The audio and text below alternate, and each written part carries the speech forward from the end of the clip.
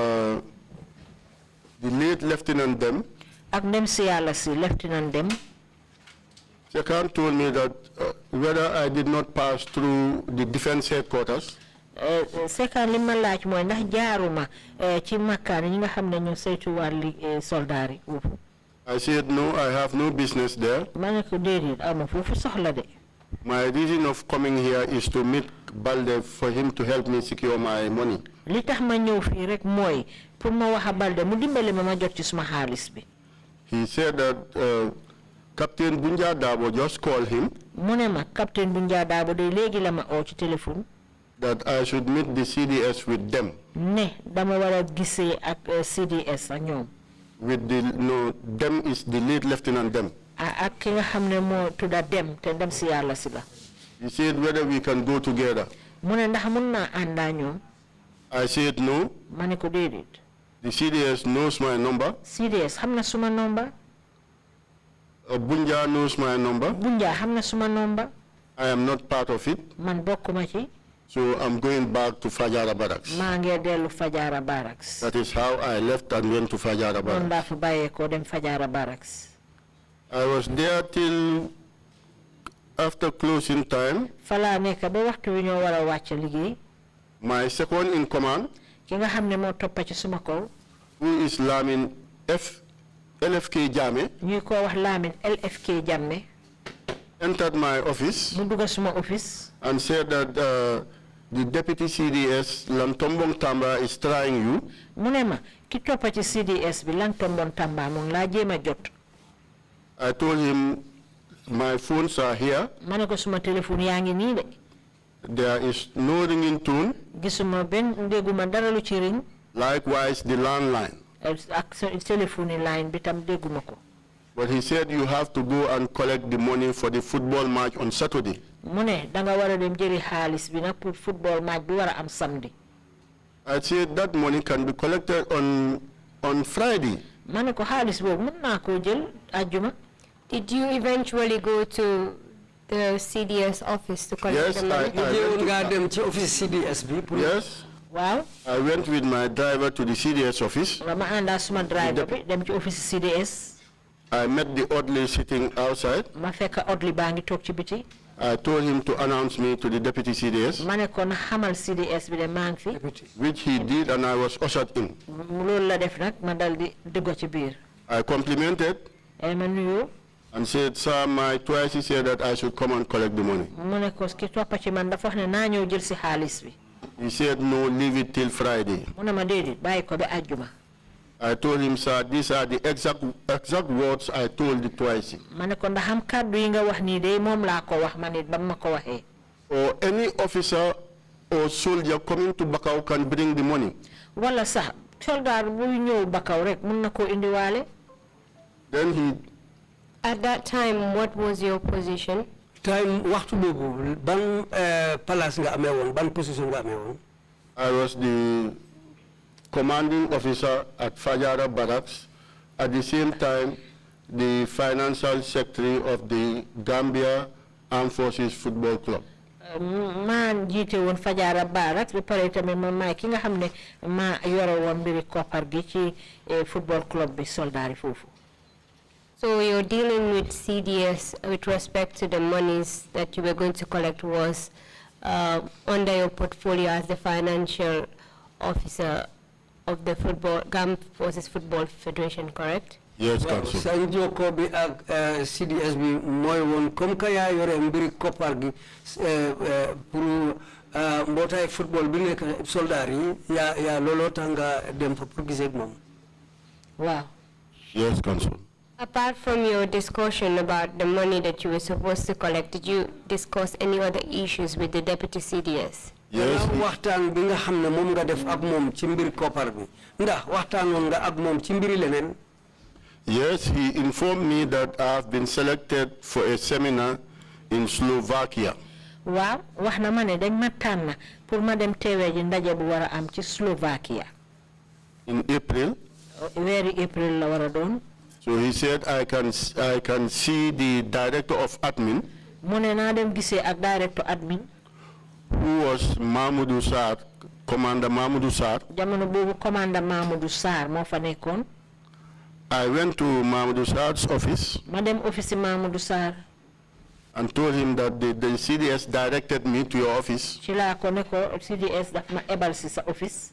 That I'm selected to go to Slovakia. Ne dañ ma tànn pour ma dem Slovakia. He said yes. Mu ne ma waaw. In fact, the finance office, the director of finance should write a letter to the defense ministry for your per diem. Ndaxam sax finance director bi dafa war a bindal letter ngir ñu mun laa fay li nga xam ne moom lañ la war a jox pour nga tukkee ko. Immediately, the deputy CDS bounced into the office. Ci taxawaay bi rek deputy CDS bi dugg ci biir office bi. He looked at us through the eyes. Mu xool ñu ci biir bët. And then went out. Mu génn. I complimented the director of admin. Director of admin. And say I'm going. Dal dina ko léegi na maa ngi dem. That is how I left. Noonu laa fa bàyyee ko. When the deputy CDS looked at you, bi deputy CDS bi ñëwee foofu mu xool la. did he say anything to you? Ndax am na lu mu la wax. He did not even utter a word. Waxut fa sax benn kàddu. Was that particular glance surprising to you? Ndax loolu daf la bettoon. Very surprising. Waaw bett na ma moom. And why was that? Waaw lu tax loolu. Because I was not expecting him to behave in that manner. Sentuma woon daal mu defee jëfin boobu. As deputy CDS, if he need any one of us, moom comme deputy CDS la suñu soxlaa. there is a phone. Am na téléphone. Extension line between him and the deputy and the director admin. Moo xam ne téléphone bi moo nekk digganteem ak director bu admin. And his orderly was sitting outside. Te ki ko garde otleem bi mu ngi toog ci biti. You can just press the bell and tell the orderly, call me Captain Mendy or Commander Sarr. Munoon naa tëgga bell bi rek ne orderly bi oyal ma Captain Mendy wala Commander Sarr. After that interaction with the deputy CDS, gannaaw xoolante boobu sa digganteeg deputy CDS. did anything else happen that particular day? Ndax am na leneen li xew ci bés boobu. Yes, I went from there. I followed him downstairs. Waa gannaaw bi toppa naa ko ca suuf. We went to the car park. Ñu dem ca fa moto yi di gaare. He went with his car. Moom mu dem ak moto. And I told my driver to start the car and we go back to Bakau. Ma ne suma driver taalal moto bi ñu dellu Bakau. I went to my office. Ma dem suma office. I packed my things. Ma dajale sumay dugus. And went home. Ñibbi. What happened after you got home? Lan xew bi nga demee ba egg sa kër. As I was breaking my fast, Bi ma dog suma oor bi. then I had a knock on my gate. Ma dégg fugga ci suma bunta bi. I told my boy to go and open. Ci laa wax suma boy bi ne demal ubbi. That is my son, Suma doom. who was 10 years old. Fukki at la amoon. And all the soldiers knew him. Soldat yëpp xam nañ ko. For 10 to 15 minutes, he was standing at the gate. Lu toll ci fukki minute ba fukki minute ak juróom mu ngi taxaw rek ca bunta ba. I told him, who are those guys at the gate? Ci laa ko ne ko ñana nekk ci bunta bi. He said they are soldiers. Mu ne ma ay soldat lañ. I told them, tell them to come in. Ma ne ko wax leen ñu egsi. So that is how they marched in. Noonu lañ duggasee. I saw Staff Sergeant Umpa Mendy, Ma gis fa Staff Sergeant Umpa Mendy. Corporal Babukar Bob, Corporal Babukar Bob. and 4 other recruits. Ak ñeneen ñu jël ñeneent. Staff Sergeant Umpa complimented me Staff Sergeant Umpa nuyu wante man. and said that, sir, we are here for you. Mu ne ma dañ fi ñëw de ngir yow. I said, what do you mean? Mu ne ko loolu lum tekki. He said, you are needed in Banjul. Mu ne ko dañ la soxla Banjul. I said, I was just breaking my fast. Ma ne ko maa ngi nii di dog suma oor bi. Can I just drink water? Ndax mun naa naan ndox. He said, no, it's urgent, let's go. Ñu ne ma déedéet dafa jàmpa de nañ dem. I say, let's go. Ma ne nañ dem. When I marched out of my residence, bima génnee suma kër I saw 4 other soldiers ma gis ñeneenti soldat with a black Land Rover. ñu ngi amee Land Rover moto bu ñuul. I wanted to occupy the front seat, ma bëggoon a toog ci kanami moto bi but Staff Sergeant Umpa said no. waaye Staff Sergeant Umpa ne déedéet. Then I was sandwiched at the back seat ñu dal di ma séqa ci toogu gannaaw bi. with Corporal Bob and another private soldier, Corporal Bob ak beneen soldat. and the rest of them at the back of the Land Rover. ñeneen ñi nag ñu eeg ci gannaaw Land Rover bi. At the point when Staff Sergeant Umpa told you that they are there for you, waxtu bi la Staff Sergeant Umpa waxee ne yow de yaata yow lañ ci ñëwal. did he tell you that you were under arrest? ndax waxoon na ne. No, he did not inform me. déedéet waxut ma loolu. What did you think that he was there for? loo xalaat ne looloo tax ñu ñëw fa. I think that I was going to the State House or at the headquarters. dama foogoon ne rek maa ngi dem State House wala ca headquarters ba. Where did he take you? fan la la yóbbu. When we arrived at Denton Bridge, bañ eegee ba ca Pomi Saaro ba. the traffic was very ticklish. moto yaa ngi bari woon. So I asked, what is happening? ci laa laajte lu xew.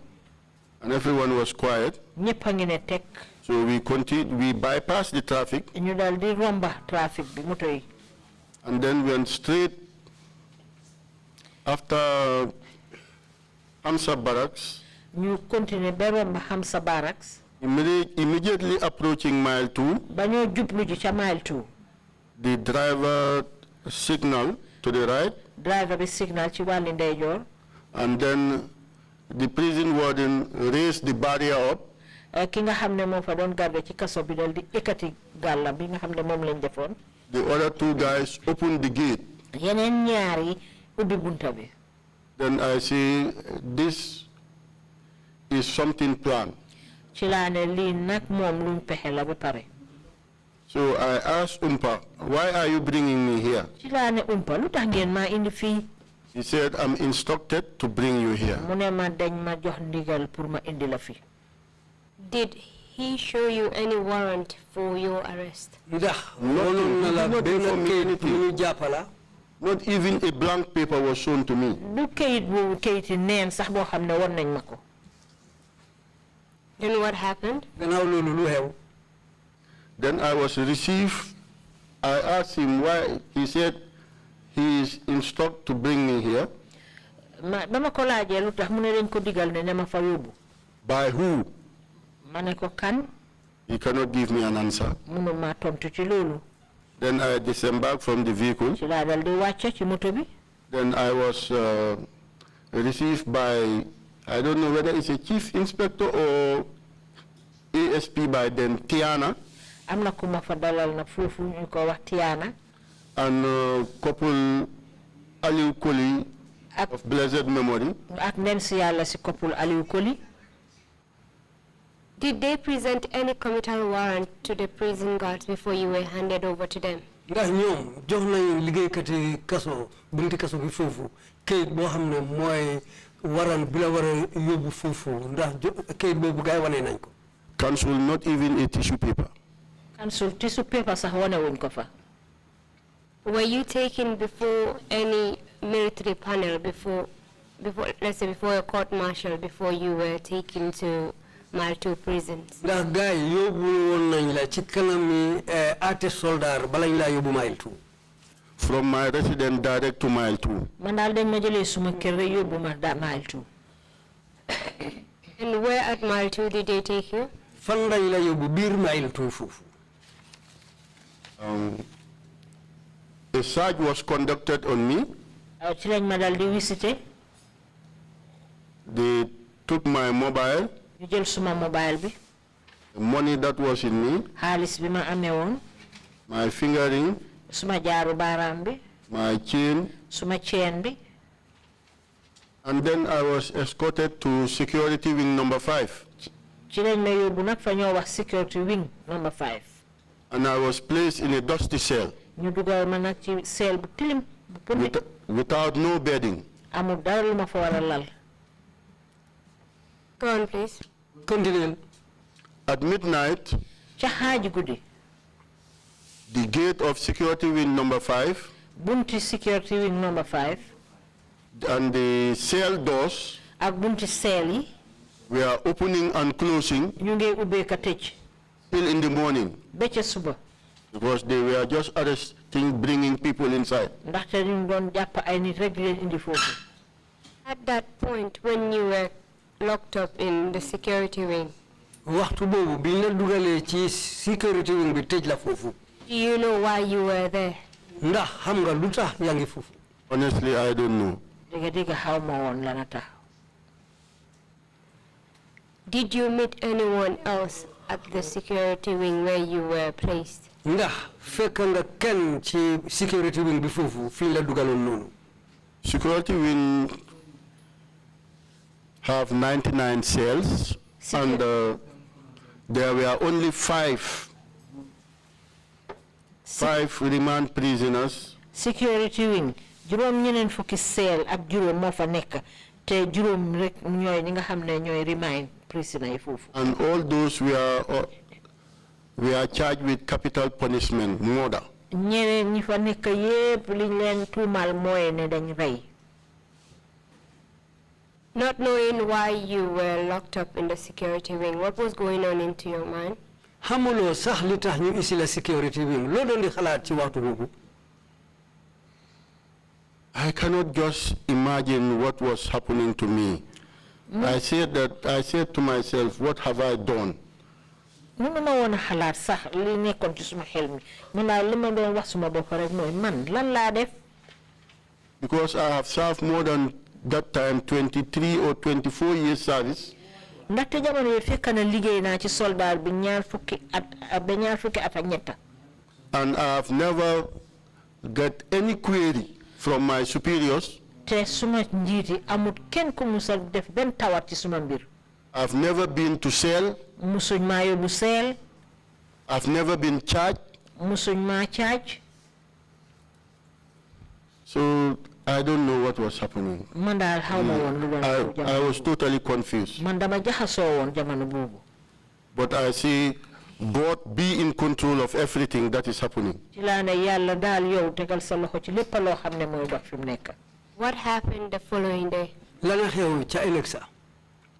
I saw Major Wasa Kamara, Captain Wasa Kamara passing me. dama gis Captain Wasa Kamara di ma romba. I say, hey, Captain Kamara. ci laa ko ne Captain Kamara. He say, Captain Mendy, you are here? ci la ma ne ma Captain Mendy yaa ngi fi.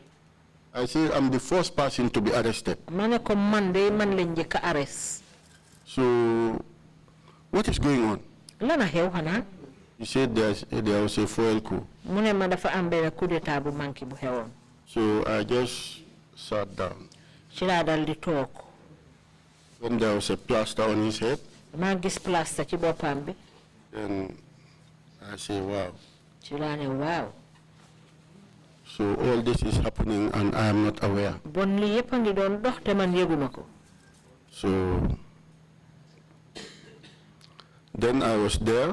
ci laa fa nekk. After 2 days, on the 23rd, gannaaw ñaari fan bési ñaar fukki fan ak ñetta ci weer wa. I heard somebody saying ma dégg mu am kenn ku wax ne. he was around this end. ne mu ngi nekkoon boor bii. Then I stood up. ci laa jóg taxaw. I saw Omar Kuli alias Jagaid. ci laa gis Omar Kuli te ñu ko ooyee Jagaid. He said that, sir, we are looking for you. mu ne ma yow de yow la ñu ut. I say, I'm here. ma ne leen maa ngi nii. My cell door was open. suma seel bunti seel bi ubbeeku. And I was cuffed in front. ñu dal di ma ceene ci kanam. Escorted out of security wing number 5. génne ma security wing number 5. And then put in the Huma. dugal ma ci xuma mutu xuma. What was Omar Kuli's role then at the prisons? Omar Koli moom lanay taxawaayam ci taxaw ci waxtu boobu ci kaso bi foofu. Omar Kuli was there any detainee who was going in and out, he's the facilitator to take you out. And when you come, he receives you to take you in. Omar Colley daal moo fa nekkoon rek képp koo xam ne ñu ngi ko indi moom mooy toppatoo ñu dugal ko kuy génne tamit moom mooy toppatoo ñu génne ko. Was he part of the prison services? ndax moom ci liggéeykati prison yi la bokkoon. No, he was from the State Guard Battalion. déedéet moom mu ngi bokkoon ci ñiy garde ca State House. Sorry. Before you were taken out, balañ laa génne. you had already stayed at Mile 2 for 2 days. Yes. nekk nga Mile 2 ba ñaari fan. During that 2 days, ci biir ñaari fan yooyu. did they at any point tell you why you were there? ndax am na waxtu boo xam ne wax nañ la li tax ñu isi la foofu. Not at all. déedéet waxuñ ma ko. Did they allow you access to a lawyer? Not at all. ayoon nañ la pour nga gisee ak lawyer. déedéet. Before a lawyer, you have to get your family so that your family can contact the lawyer. balaa lawyer sax da nga war a jokkoo ak sa mbokk yi ñoom ñu mun a jokkoo ak lawyer.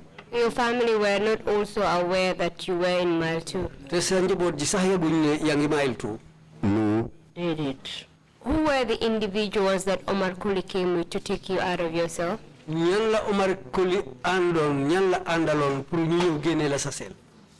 The prison officers and some of the junglers. ñi nga xam ne ñooy liggéey foofu ci kaso bi ak ñenn na jongulas. Can you recall the names of the junglers that came for you? ndax mun nga fàttaliku turi jonglers yooyu ñi nga xam ne ñoo fa ñëwoon pour jël si la. Malik Jata was there. Malik Jata mu ngi ci woon. Sana Manjang. Sana Manjang. Jaju alias Rambo. Jaaju ñu ko wax Rambo. Mustafa Sani. Mustafa Sani. Michael Korea. Michael Korea. And the other guy, I don't know his name. ak keneen ki nag moom xawma turam. Were you the only one that was taken out on that day? yow kenn la yóbboon bés boobu. That day, I was the only guy that was taken away. bés boobu man kenn rek lañ fa génnee. Where did they take you? fan lañ la yóbbuwoon. Straight to the NIA headquarters. dañ ma yóbbu ca makkaani NIA ba. What happened when you arrived at the NIA? la nga xew bi ngeen àggee NIA. As I disembarked from the vehicle, ba ma wàcce ca moto ba. Malik Jata tried to sweep my leg off the ground. Malik Jata bëggoon na gor suma tànka yi ci suuf.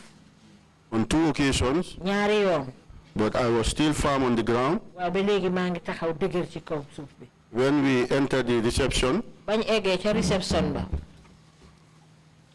when we were climbing the stairs, bi ñoo egg ca escalier. it seems that it's God that just tell me, turn. mel ni yàlla ma ne ma gestu. He was trying to stroke the rifle on my head, daf doon bëgg a jël fetel bi teg ko suma boppa bi. and I raised my hand with the handcuff and bang it off. ci laa dal di ekkati suma loxo biñ ceene dal di ko pil. And Sana Manjang told him to stop, Sana Manjang ne ko na bàyyi. and we went up. ñu egg. They led me through a door ñu jaarale ma ci benn bunta.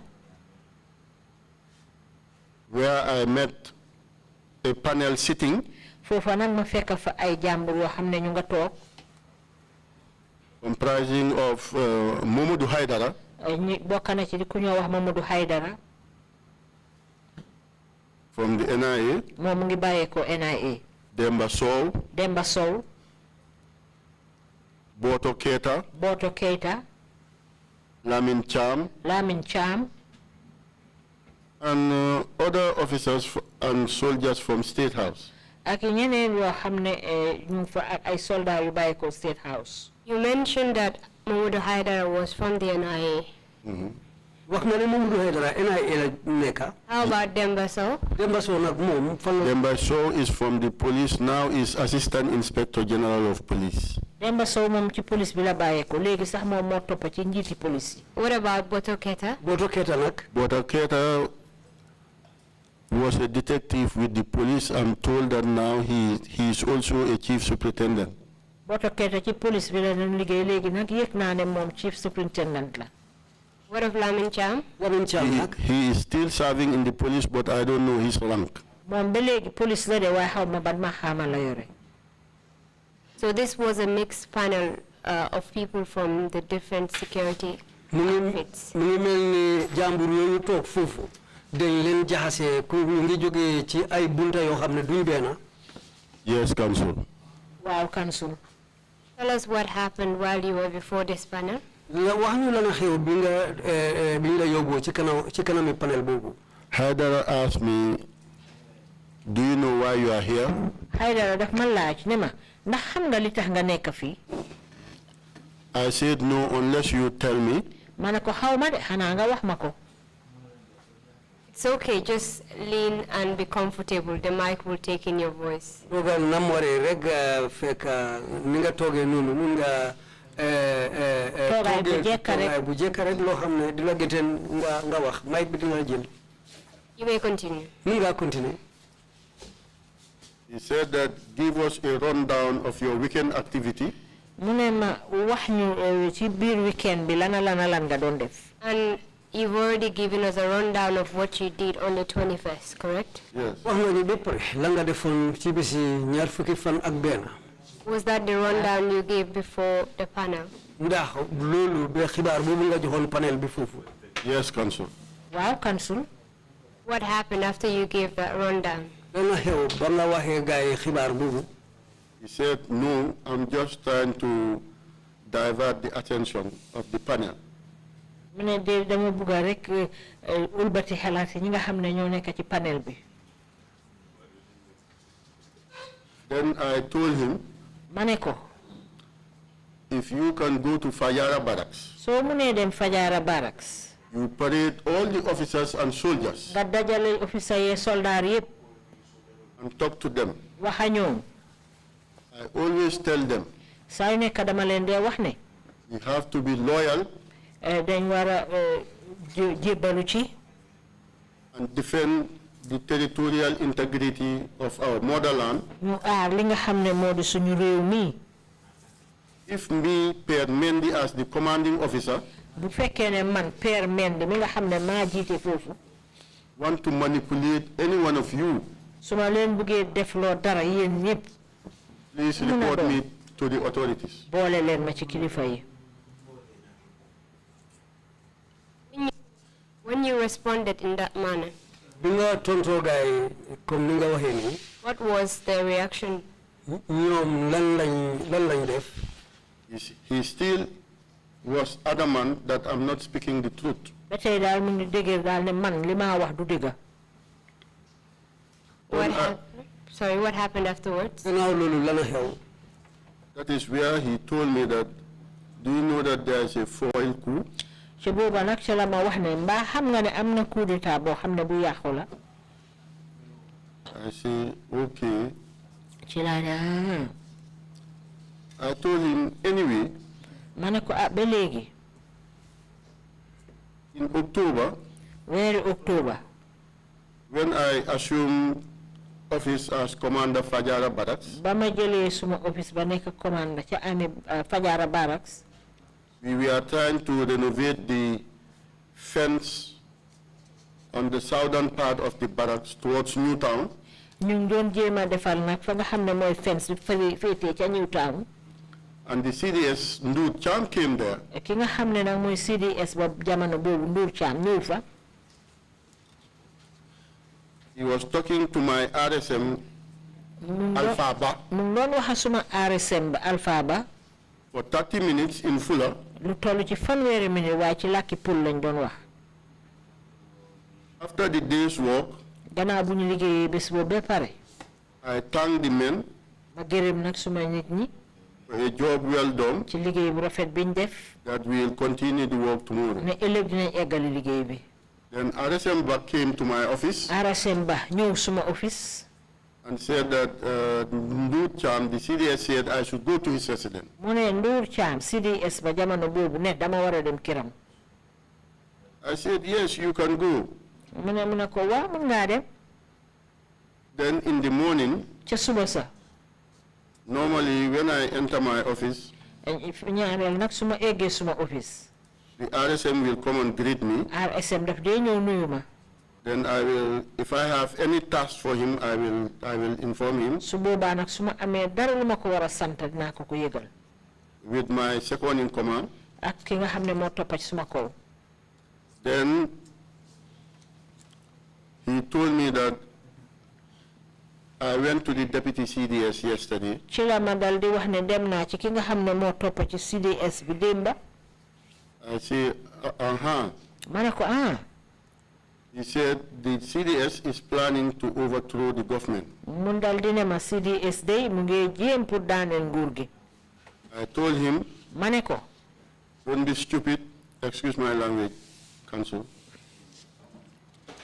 I told him those words. Ci laa ko kàddu yooyu ne ko nag bul stupid bul ñàkk xel.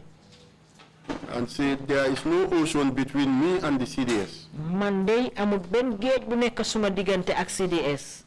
All correspondence emanating from the defense headquarters lépp loo xam ne mu ngi war a jógee ci makkaan bi foofu. will come to my desk. Dafay ñëw ci suma taabul bi. And I will make decisions and give instruction on how to work on it. Te dinaa ci def suma ndogal joxe ci ndigal ni nga xam ne noonu lañ ko war a defee. But you cannot come here and tell me this. waaye doo mun a ñëw di ma wax lii. And a sensitive issue such as planning a coup. Lu am solo lu melni pour fexe pour def coup d'état. Which is also an unlawful act. Li nga xamne tamit loi bi daf ko bañ. Will not come in as a correspondence, correct? Lolu du mëna ñëw ci façon jokko yoyu ci digante ñaari kilifa. Yes, that is true. waaw loolu moom dëgg la. What did you make of what Alpha Bah told you about the CDS planning a coup? Lila Alpha Bah wax nonu ne CDS bi mu ngi fexé pour def coup d'état naka nga ko gisé? I take it as a joke. Man bi ma ko waxee dama ko jàppe woon caaxaan. Then later I think about it. Gannaaw gi nag ci laa ko xalaataat. I said that I should inform somebody very close to the president. Ci laa ne xaaral ma yëgal ko koo xam ne ku jegeñ président bi la. Who happens to be Susan Wafa Ogu. te boobu jamono nag kooku mooy woon Susan Wafa Ogu. I tried to find out whether he is in the country. maa ngi doon jéem a seet ndax président bi jamono boobu mu ngi ci biir réew mi. But I was made to understand that she traveled. ci lañ ma wax ne dafa tukki. Then after 1 week, gannaaw benn bés bu ay. I forgot about the issue. ci laa fàtte mbir mi. Up till You knew that an issue such as a coup xamoon nga ne lu demee ni mbiri coup was a very sensitive issue. mbir la boo xam ne nag bu doy waar la de. And even concealing it bu fekkee ne yow yaa ngi koo nëbba will be an offense. te loolu sax dafa nekk ne yàq nga luwaa tamit. Apart from thinking of reporting the matter through Mrs. Susan Wafa Ogu, gannaaw boo xalaatee ne danga war a wax mbir mi eggee ko Susan Wafa Ogu. did you try any other channels? ndax jéem nga seet yeneen pexe yooyu defaat. I did not try any other channel. The reason why I take it as a joke jéemuma woon a def beneen pexe de li tax ba ma jàppoon ne loolu ay caaxaan rek la. because I'm a commanding officer. ndaxte man commanding officer laa kilifa laa ko jiite béréb. If there is a operational issue, su fekkee ne am na dara loo xam ne ñu ngi ko war a doxal. all commanding officers ñi nga xam ne ñoo di njiiti yépp are invited at the headquarters dinañ leen oo ci headquarters bi for a meeting. pour ñu dajee fa. But I cannot understand this one from, not from a lieutenant or a second lieutenant, but from the RSM to me. waaye bii moom mënuma gis ne jógeewul ci lieutenant wala second lieutenant waaye jógee ci RSM ñëw ci man. I think it was a rubbish to me. foog naa ne loolu daal anuwut maanaa. Did they believe you when you said that? They did not believe me. déedéet gëmuñ ma. What happened? I was then ushered in another room. ci lañ ma jël nag yóbbu ma ci beneen néeg. And the Lamin Cham was with me. Lamin Cham mung fa won ak man. He said he have to write my statement. Mu ne dafa wara binda kaddu yi ma joxe. I said, no, I'm literate, I can write my statement. Ma ne ko déedéet jàng naa mun naa ko bindal suma boppa. Then he gave me a cautionary statement. Ci la ma dal di jox na li nga xam ne moo laaj ma li ma war a binda. I said, then I'm going to court then. Ci la ko ne bon dama dem court. I requested for the independent witness. Ci la sàkku nag ci ki nga xam ne mooy seede bi nga xam ne bokkul ci ñaari fànn yëpp. Then he said, hold on for a minute.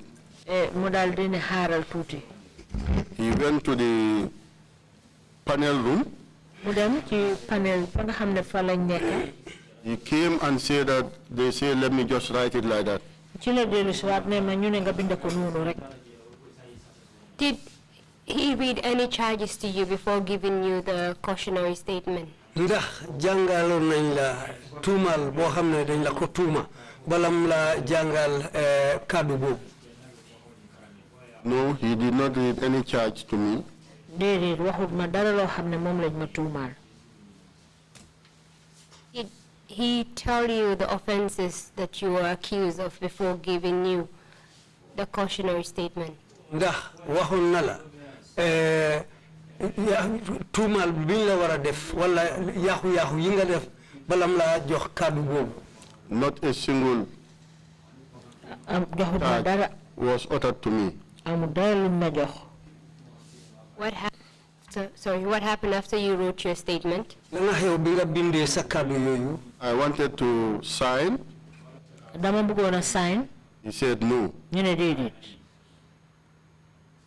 Then he took the statement to the panelists. Noonu la jëlee statement bi yóbbu ko ci ñi nga xam ne ñoo nekk ca panel ba. Later he escorted me to the panelists. Gannaaw mu yóbbu ma nag ca ñoom. And then Haidara uttered that return him to mile 2. Ci la Haidara dal di wax ne delloo leen ko mile 2.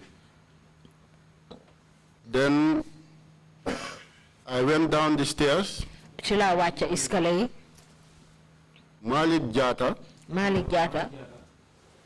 caught me by surprise. Moom na daf ma bettab ma ko gisee. I did not hear even a noise. Dégguma sax benn yëngatu. He used the cocked handle of the rifle Mu dal di jël li nga xam ne moo di loxo fetel bi.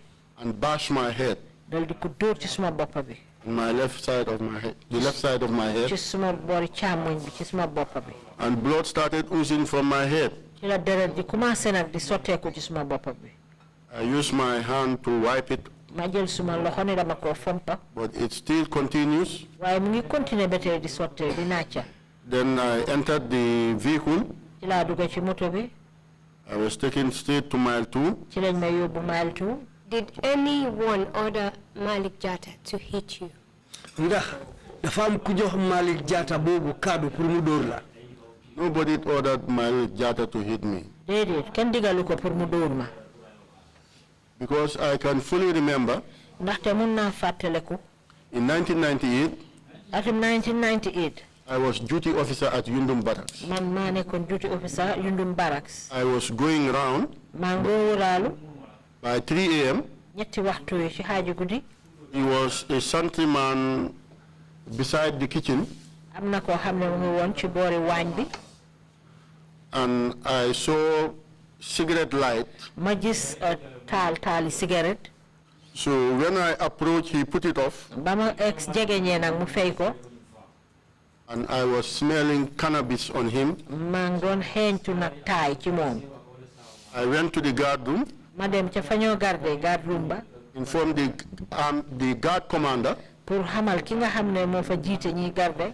to replace him Pour mu jël keneen mu wécc ko. and put him in cells. Dugal ko seel. The following morning, a signal message was sent Ca ëllëg sa ci suba nag ñu yónnee ma xibaar. that a sentryman was caught smoking cannabis. Ne am na koo xam ne jàpp nañ ko foofu mu ngi tug taay. And you think that him hitting you was his personal grudge against you for what you did back in 1998, the disciplinary action you took against him? Mu ngi mel ni daal li tax mu dóor la dafa meroon so léegi mu ngi jël loolu pour fay ko ci yow pour 1998 li nga defoon pour ñu yar ko 100%. waaw loolu kay óor na ma ping. Apart from Malik Jatta on that very day, gannaaw Malik Jatta ci bés boobu did anyone else do anything to you? ndax am na keneen ku la def dara No, it's only Sana Manjang who was advising him to stop. déedéet xanaa Saña Manjang mi ko doon digal ne na bàyyi. But when we arrived at mile 2, waaye nag bañ eggee mile 2. when Omar Koli saw me blood oozing from my head, ba ma Omar Koli gisee deret ji nàcce bàyyee ko suma boppa bi. he said, "Sir, what happened to you?" ci la ma ne ma yow lan moo la jot saa. I told him, "This is done by Malik Jatta." ma ne ko lii de Malik Jatta ma ko def. Then he said, "I will advise them to stop." mu ne ma dinaa leen digal ne ñu bàyyi. I entered the security wing. ma dugga security wing. Then Omar Koli called the medic, Omar Koli ko oo ñi nga xam ne ñooy fajkat yi. who happened to be Sergeant James Jatta, but he's late now. jamono jooju nag Sergeant James Jatta la woon waaye léegi dafa génn àddina. He dressed my head. mu dal di defar suma boppa bi. Then I went inside my cell. ci laa dugga ci suma seel bi. The following morning, ci ëllëg sa ci suba. I removed my JC pullover ma génnee suma ba bi ma soloon. with my undervest. ak suma genso bi ci suuf. It was given to the mess boy. ñu jox ko ki nga xam ne moom la ñu wax mess boy. They wash it. ñu fóot ko. I was naked the whole day. I was naked on top soluma woon mbuba bés bi yëpp. till around 5. ba boori juróomi waxtu. Then I put it on again. ci laa ko solaat. After that trip to the NIA, gannaaw seen dem boobu pour dem NIA were you taken back to the NIA at any point? Yes. ndax delloo nañ la NIA I went again on the 25th. waaw delloo nañ ma fa waat ñaar fukki fan ak juróom ci weer bés bi.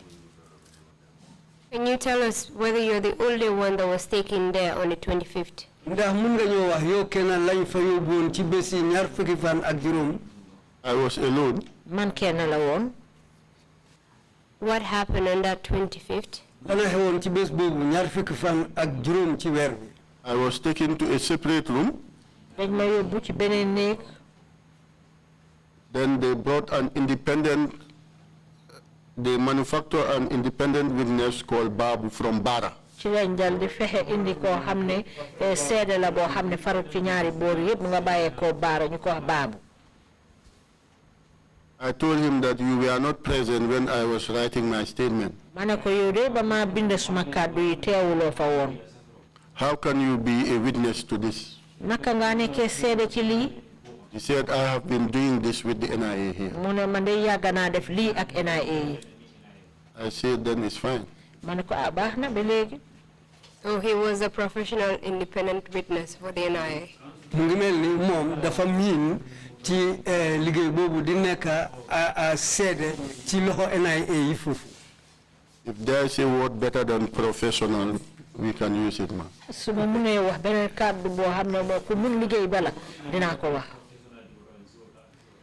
So what happened after you told him that he was not present at the time your statement was taken? dana xew gannaaw ba nga ko waxee ne man de bi ma joxee suma kàddu yow nekkuloo ko fa woon Then he signed.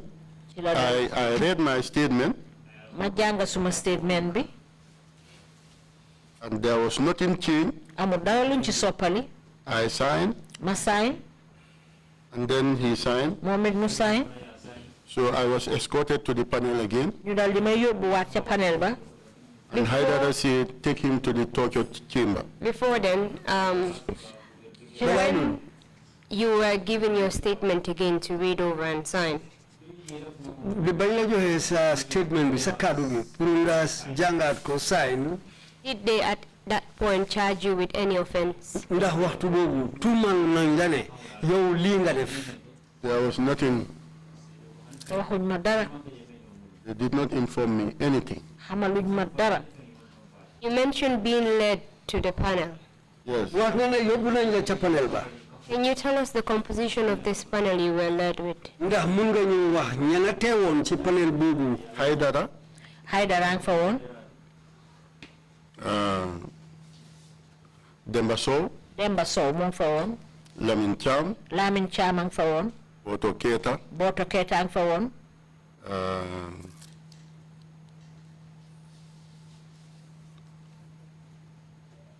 With one gentleman, Bajinka. Akena kunyo Bajinka. There's an, from the NIA, there's another guy called Bin Laden. He was having a bushy beard. Amna kenen kunyo oy Bin Laden mom sikimam bu sakala amon. He's a tall, lanky guy Mom nak kunyo ponkal la. with some soldiers armed to the teeth. Yenen soldar yo xamne ñu ngi gannaay won. Then Haidara said, take him to the torture arena. Haidara ci la ne yobbu ko fa nga xamne fa la ñu metitale nit ñi. Before he ordered that they should take you to the torture arena, bala mo wax ne pour ñu yóbbu la ci fa ñu métitale nit ñi. were you asked any question? ndax am na lu ñu la laaj. I was asked no question. No question was asked. Laajuñ ma dara. Laajuñ ma dara. Where was this torture arena? waaw fan lañu dee métitale nit ñi foofu. As you descend from the stairs behind the building, Boo wàccee there are escalier rek. Cafolina trees there, Boo wàccee escalier bi rek ci gannaaw taax bi am na ay garab yu fa nekk. and then they will put you in the middle. Dañ laa def ca digga ba. What did they do to you? lan lañ la def foofu. I was beaten mercilessly. They told me to sit down. Dañ ma ne ma toog dóor nañ ma dóor yu métti. Sticks, yu di ma weexa wine wire, ay banta ak ay waya hose pipe, ay pipe even with iron also. ak sax ak ay weñ. I think that is like a hammer. Loolu dafa mel ni marto. Who were the individuals carrying out this torture? ñan ñoo la doon di métital noonu. Sana Manjang, Sana Manjang, Malik Jata, Malik Jata, Mustafa Sane, Mustafa Sane, Michael Korea, Michael Korea, Noah Baji, Noah Baji, Modu Jaju alias Rambu, Modou Jaaju ñu ko oye Rambo, and some I did not see. ak ñeneen ñoo ñoo xam ne mënuma leen a gis. Because these people are the ones that normally escort me. Ndaxte ñii ñoo ma dee faral di yóbbu. 3 will be in the vehicle with me. Ñetta dinañ nekk ci moto bi ak man. Modu Jaju, Sana Manjang, and Malik Jata. Modou Jaaju, Sana Manjang ak Malik Jaata. And the rest will be in the second vehicle as backup. ñeneen ñi nag dañoo nekk ci beneen moto bi toppa suñ gannaaw. How long did this torture last? biñ la métital noonu ñaata waxtu la jël. It went up to 30 to 35 minutes. dem na ba ci diiri fanweer ba fanweeri minute ak juróom. But if I yell at the top of my voice, they say stop, stop, stop, stop. su ma yuuxoo bu baax a baax nga dégg ñu bàyyil bàyyil bàyyil. But if you are trying to be brave, they will just kill you. waaye boo buggee jaay njàmbaar nag dañ la bugg a rey de. Then I was escorted back. Then blood was oozing also from my head again. suma boppa bi commencé waat di nàcca.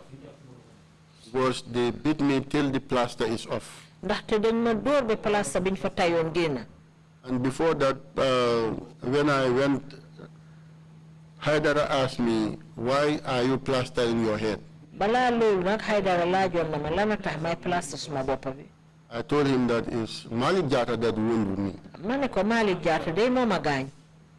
He said, if you don't cooperate, mu ne ma soo ànd ak li ñoo wax. you will see more of this. di nga gis leneen lu gën a métti lii.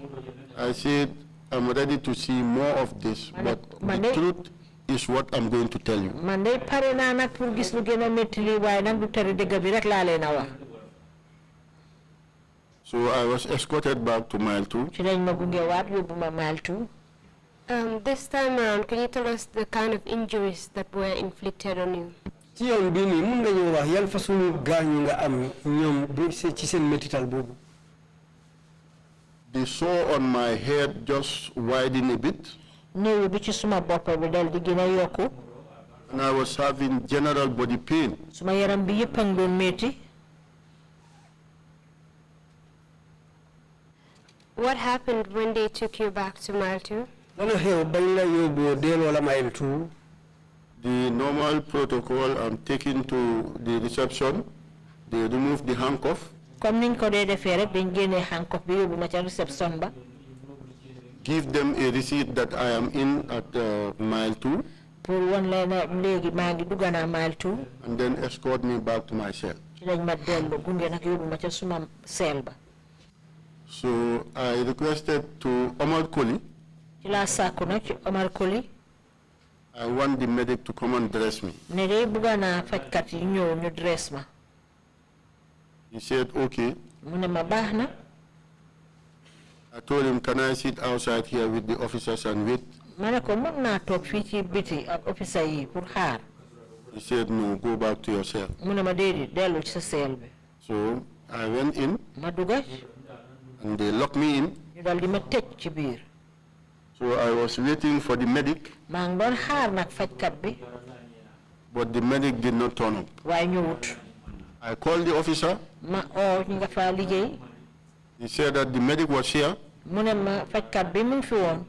But Omar Koli alias Jagay told him not to treat you. Waaye Omar Koli ñu di ko ooyee Jagaay moo ko wax ne buñ la faj. So the guy went. Léegi moom it mu dellu. So I removed my pullover. Noonu la sumee mbuba bi ma soloon. Took my undervest. Ma jël suma genso bi ci suuf. And then squeeze it on my head. Ma jël di ko naj ci suma bopp bi. Press it against the wall. Ma tay ko ci maraaj bi. Till after a time. Ba ab diir nag. Then the oozing ceased. Ci la nàcc bi dal di bàyyi. Till in the morning. Ba ca suba sa. Then my colleagues started coming to me. Ñi nga xam ne ñoom suma naataangoo ñu commencé nag di ñëw ci man. And said, sorry. Ñu ne ma ñu ngi jéggalu. I said, don't worry. Mu ne bu leen faale. Everything will come to an end. Loo gis rek dina jeex. Why did you think Omar Koli didn't allow you to see a medic on that day, even though you were injured? Lutax Omar Koli nangu pour fajkat bi ñew ci yow pour faj la te fu mu nekk nii time boobu yaa ngi gaañu. I cannot just imagine whether he's giving instruction from somewhere, because we used to be very close. When I was posted to State House in 1989, we worked together. I went to Saudi Arabia with him, with the first president of the Republic. We traveled to so many countries, but I don't know why he was treating me like this. Munu ma xam sax man ci suma bopp tax muy ma def loolu ndaxte dañ jegeñante woon lool ñekkoon nañ di liggéeyandoor 1989 àndoon nañ Saudi Arabia ak président bu njëkk ba dañ jegeñante woon moo tax may doon xalaat daa munu ma xam lan moo tax muy ma doon def lii. At that point, how many of you were detained? ci waxtu boobu yéen ñaata lañ téye woon ñi nga xam ne ñu ngi leen taaj foofu. To be honest, I can't count, because number 5 alone is 99 cell, and it was full to capacity. So diga munu ma ko compter ndaxte number 5 rek juróom ñeneen fukki cell ak juróom la woon te dafa feesoon del. And number 4 can house 34, 35. beneen bi mun naa am fanweer ak ñeneen ak fanweer ak juróom. And number 1 is 12 cells. Number 1 fukki cell ak ñaar la woon. So everywhere was full to capacity. Fu nekk dafa feesoon del. Were they only military detainees? There were civilians. There were civilians. Soldat rek fa nekkoon ndax. Notables like MC Cham, that notable lawyer Antuman Gay, am na ay borom tur yu fa nekkoon ku mel ni MC Cham, a Lebanese very old man. Antuman Gay ak benn waa Lebanese ko xam ne sax màgget la. I think he is Mr. Diab. I'm not sure of the surname. Xaw ma Mr. Diab la xaw ma sant bi óoruma. But I think he is from Janjambure. waaye foog naa Janjambure la bàyyeekoo. Do you know if your fellow detainees also went through the same ordeal as you at that point? Ndax xam nga ne ñi nga xam ne ñu ngi leen jàpp nga nekk ak ñoom foofu ñoom it liñ la def ndax ñoom it loolu moo leen dal comme niñ la yow liñ la def. Everybody have a taste of the soup. ku nekk daal mos na ci mbir mi. Yaya Dabo his eye. Yaya Dabo moom butam bi. Ibulu also his leg. Ibulu moom tànkam bi. Staff Sergeant Mandafikor, he cannot even see. Staff Sergeant Mandafikor moom munta gis sax. Wasa his head. Wasa moom boppam bi. Sering Omar Fall, they use a knife to want to slaughter him like a chicken. Sering Omar Fall moom dañ jël paaka buga ko rendi comme ganaar. And many others. Ak ñeneen a ñeneen. The Honorable Demba Dem. Honorable Demba Dem. He was even vomiting blood. Moom daf doon nàcca deret sax daf doon wàccu sax deret. He vomits more than 5 liters. This our chamber pot. Wàccu na lu ëpp sax 5 litre suñ poti sambur yi. After your second ordeal, gannaaw métital bi nga def noonu gannaaw ñaareel bi. were you taken back to Yes, the I NIA? went back on the 27th. Waaw yóbbuwaat nañ ma NIA ñaar fukki fan ak juróom ñaar ci weer bi. I was taken straight to the panel. Ci lañ ma yóbbu ca panel ba. I met Baba Saho. Ma fekk fa Baba Saho. Fode Bari. Fode Bari. Haidara. Haidara. Demba Sow. Demba Sow. Deputy CDS Lantombong Tamba. Ka toppa ca CDS ba Lantombong Tamba. Usman Sonko. Usman Sonko. Boto Keita. Boto Keita. Lamin Cham. Lamin Cham. And the other soldiers armed to the teeth, the escort team. Ak the Jongulas. soldat yi ñooy Jongulas. Which security outfit did Baba Saho and Fode Bari belong to? ci ban buntu They were kaaraange la in the Baba Saho NIA. ak Fode Bari bokka. ñoom NIA lañ. But they were called upon waaye because of this case. dañ leen oo ngir xew-xew bii nii. How about Usman Sonko? Usman Sonko was the then Inspector General of Police. Usman Sonko jamono jooju nag moo jiite woon police bi. What happened this time around? bi yoon nag lana fa xew. Haidara, again, is the lead investigator. He said, tell us all what Ndu Cham told you. Haidara bi yoon tam moo jiite woon laajte yi de mu ne ma wax ñu lépp loo xam ne Ndu Cham wax na la ko. I said, Ndu Cham never ever spoke to me. ma ne leen Ndu Cham musuta wax a man.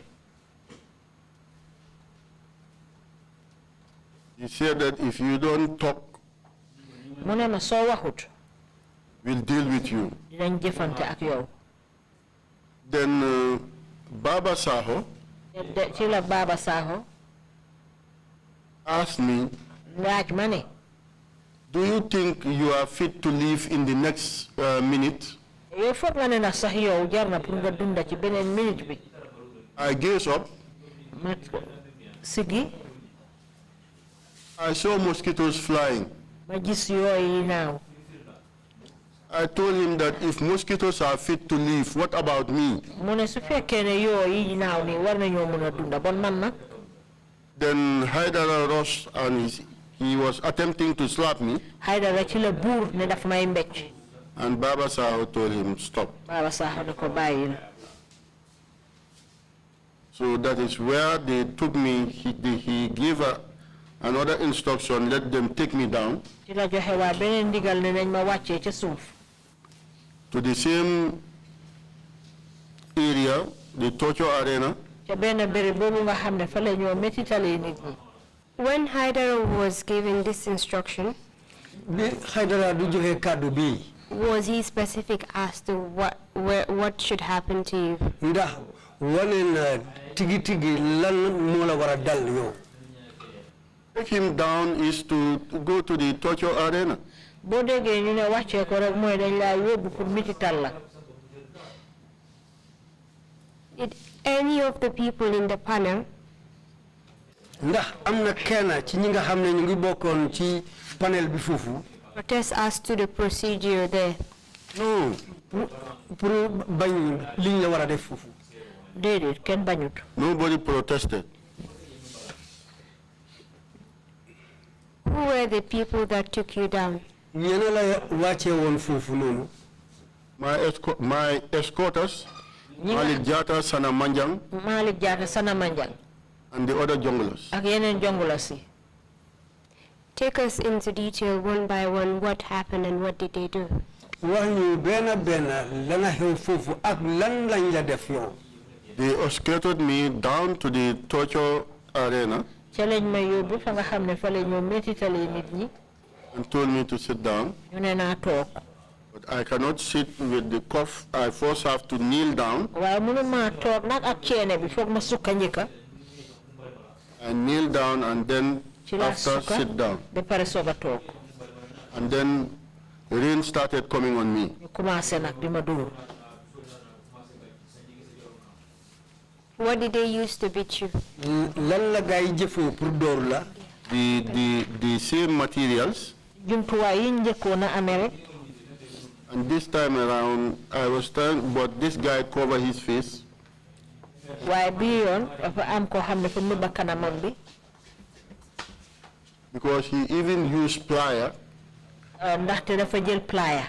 Slit my flesh and was trying to. dal di keppa suma der bi di ko xëcca. But when I yelled, waaye ba ma yuuxoo. he removed it. mu génnee ko. And then was using the plier and beating me with the la plier. jël plier ba nag di ma ko dóor. I was there roughly 35 this time to 40 minutes. wala nekk diggante fanweeri minute ak juróom ba ñeneen fukki minute. And when Musa Jame said, stop, stop, ba Musa Jammeh ne bàyyil bàyyil. that is how they escorted me to the vehicle. ci lañ ma jël nag dugalaat ma ca moto ba. And straight to mile 2. yóbbu ma mile 2. The same procedure, Jagad was there. nañ ko dee defee rek jaagaay mu ngi fa woon. He received me. moom moo ma teeru. The prison officer gave them the receipt that I am in. ñii liggéey ci prison bi wane ne dugga si naa. And they go and dump me in my cell. ñu dem fudda ma ca suma seel ba. This time around, can you tell us the injuries that they inflicted on you? Ci yoon boobu mun nga ñoo wax yan façon gaañu nga amoon ci sa yaram bi. The plier that they apply on my flesh. plier biñ kepp ci suma der bi. With the wound again. ak gaañu ba waat. And then continuous general pain, body pain. continue rek ak suma yaram bu metti. Did they provide any medical attention when you arrived at Mile 2? Nga ege Mile 2 ndax isi nañ fajkat wala dimbali la pour faj la. I was even reluctant to talk to Jagad again. man sa boobu sax tayal naa na pour waxatee jaagaay. I just went inside. dama dem rek dugga. And then drink water. naan ndox. Then after I talked to one officer, gannaaw bu ma waxee ak kenn ci liggéeykat yi. I see if I don't have diclofenac with me here, ma ne su ma amut fii diclofenac. one day I will not wake up. dina am bés boo xam ne du ma eewu de. So he bought diclofenac for me. mooy ñu And ma diclofenac garab la jox ma ko. so I kept it. ma denc ko. After that, did they take you back to the NIA again? Gannaaw loolu ndax delloowaat nañ la ca makkani NIA. The worst one was on the 10th of April. ba ca gën a métti nag mooy bi xewoon fukki fan weeri april. Tell us about that. Wax ñu loolu. At 1 a.m., benn waxtu ci xaaju guddi. I was fast asleep. maa ngi doon nelaw. I just heard a noise on my cell door. ma dégga coow ci suma bunti seel bi. They opened my cell door. ñu ubbi suma bunti seel bi. I just jumped up. ma dal di buur. Lt.Colonel said, we are here for you. Lt.Colonel ne yow leen jël si. I said that, but it's unconstitutional ma ne waaye lii àndut ak yoon. to take out inmates or detainees. pour jël koo xam ne ñu ngi ko téye ci kaso bi fii. I think the CPC says 1800 hours. foog naa CPC bi wax na ne bu juróom benn waxtu jotee. No inmate should go in or out. amul kenn koo xam ne war nañ koo dugal wala génnee ko ci kaso bi. You said that you are going. mun ñu ne ma dangay dem. I said I'm here. ma ne maa ngi. I stepped out. out and I was cuffed ma again. génn ñu dal di ma ceene waat. And then I was escorted out to security wing number 5. ci lañ ma yóbbu security wing number 5 ma génn fa. Put me in my Huma car. dugal ma ca suma moto Huma ba. And then straight to NIA headquarters. ñu yóbbu ma waat ca NIA. This time around, were you the only one that was taken to the NIA?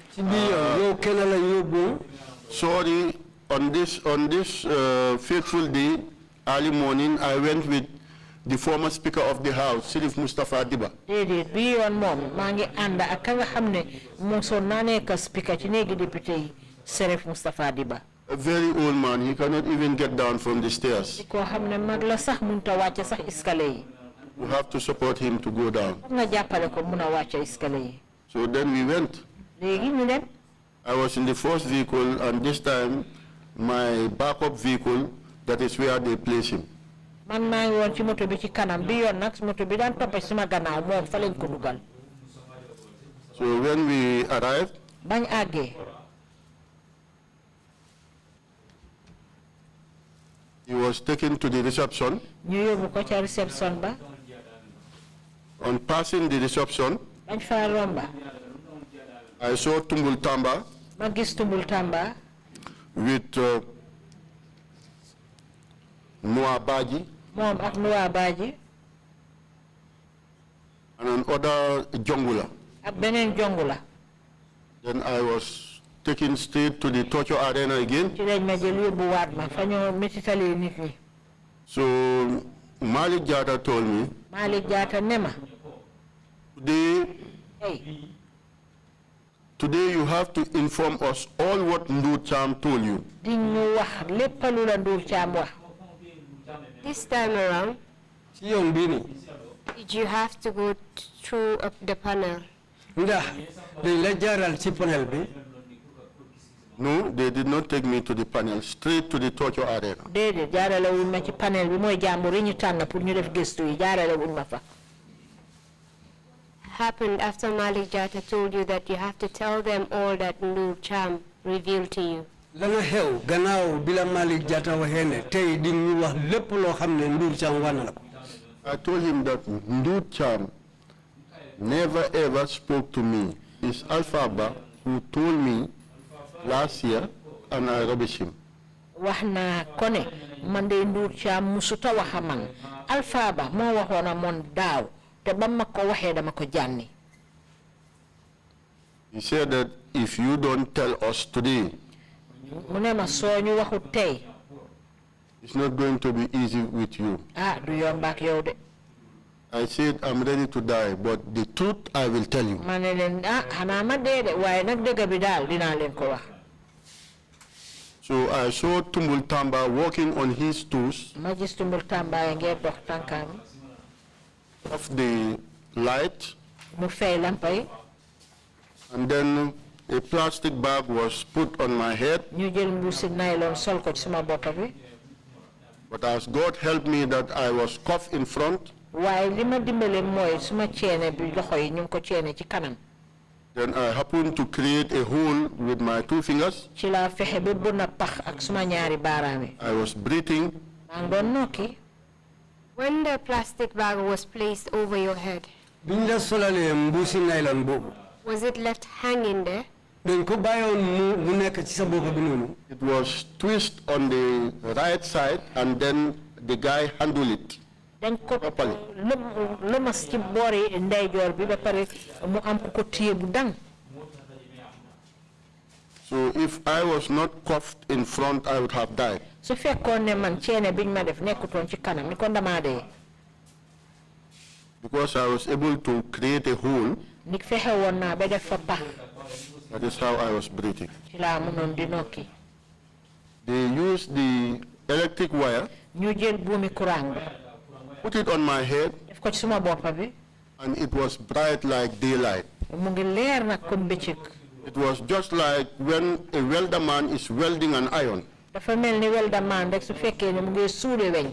That is how you see the sparks. noonu ngaa gisee ferñeent yi. And the plastic bag melt on my head. ba mbuusi nylon bi seey ci suma bopp bi. Then it seems as God is directing me. Melni dal Yalla moma don digal. Anytime they want to put it again on my head, Sa yuñ ko bëggee defaat ci suma boppa bi. I raise my hand. Ma ekkati suma loxo. They did it 4 times. Def nañ ko ñeneenti yoon. The marks are visible on my hand. Marke yaangi nii ci suma loxo bi. What marks were those? Those are electrocuted marks. Yooyu boomi fiili courant yi ma doon maas la. How many times did they put the electric wires on your head? 4 times. One on my head. Ñeneenti yoon benn bi suma boppa bi. You mentioned that when they put the electric wire over your head, the plastic melted. Wahongana bi defé courant bobu mas la ko ci sa bopa. Mbuusi nylon bobu dafa seey. Yes, part of the plastic melted. Waaw yenn ci mbuusi nylon bi dafa seey ci suma boppa bi. How many plastic bags did they put over your head? Ñaata mbuusi nylon lañ la solal They ci sa used bopa. 6 plastic bags. Juróom benn Over my mbuusi head. nylon lañ sol ci suma boppa bi. Do you know who was the individual that placed the plastic bag over your head? Xamoon nga kana la solalon mbuusi nylon yooyu. Noa Baji. Nuwa baaji la. Because Nick I knew it when it was the last plastic bag. maa ngi ko xam ci jamono ji nga xamee ne mbuus bu mujj bi. I trained together with him in 1992-93. Man dama jàngandoor ak moom 1992-93. For 1 year, immediately he spoke. te jàng nañ diiri at moo tax ba mu waxee. I recognized the voice. xàmmee baat bi. And then Tumbul Tamba was not happy with it, and he told him, "You will pay for it." te Tumbul Tamba kontaanu ci woon de mu ne ko lii nga def nii nag dañ ko fay de. Then I was told to stand up. ci lañ ma wax ne naa jóg taxaw. The plastic bags that were placed on your head, Mbuusi nylon yooyu ñu la solalon noonu ci sa were bopa. they placed on your head the same time? Ndax ñooñu yëpp ci benn taxawaay lañ la One solal. after the other. dañ ko fa doon sol benn par benn. They will beat me till it is burst, and they will put another one. dañ maa dóor ba mu toj ñu solal ma beneen. Did they beat you before electrocuting you, or they electrocuted you before beating you? Dañ la njëkkoon a dóor bala ñu la maas courant wala dañ la njëkk a maas courant ñu soog laa dóor. They electrocuted me before the beating. dañ ma maas courant bi balaañ maa dóor. What did they use to beat you with? Lan la gaay jël jëfoo ko pour dóor la yow. There are normal materials. yi ngeen faral di jël la rek. Hose pipe, banta hose pipe. wine wire, ay buur waya. with iron. ak ay Hammer. ay marto. Apart from putting plastic bag over your head, Gannaaw liñ la solal mbuusi nylon yooyu ci sa bopa bi. electrocuting you, ñu maas la ak courant. and beating you, ñu la dóor. what else did they do to you? Lan lañ la def gannaaw yooyu yëpp.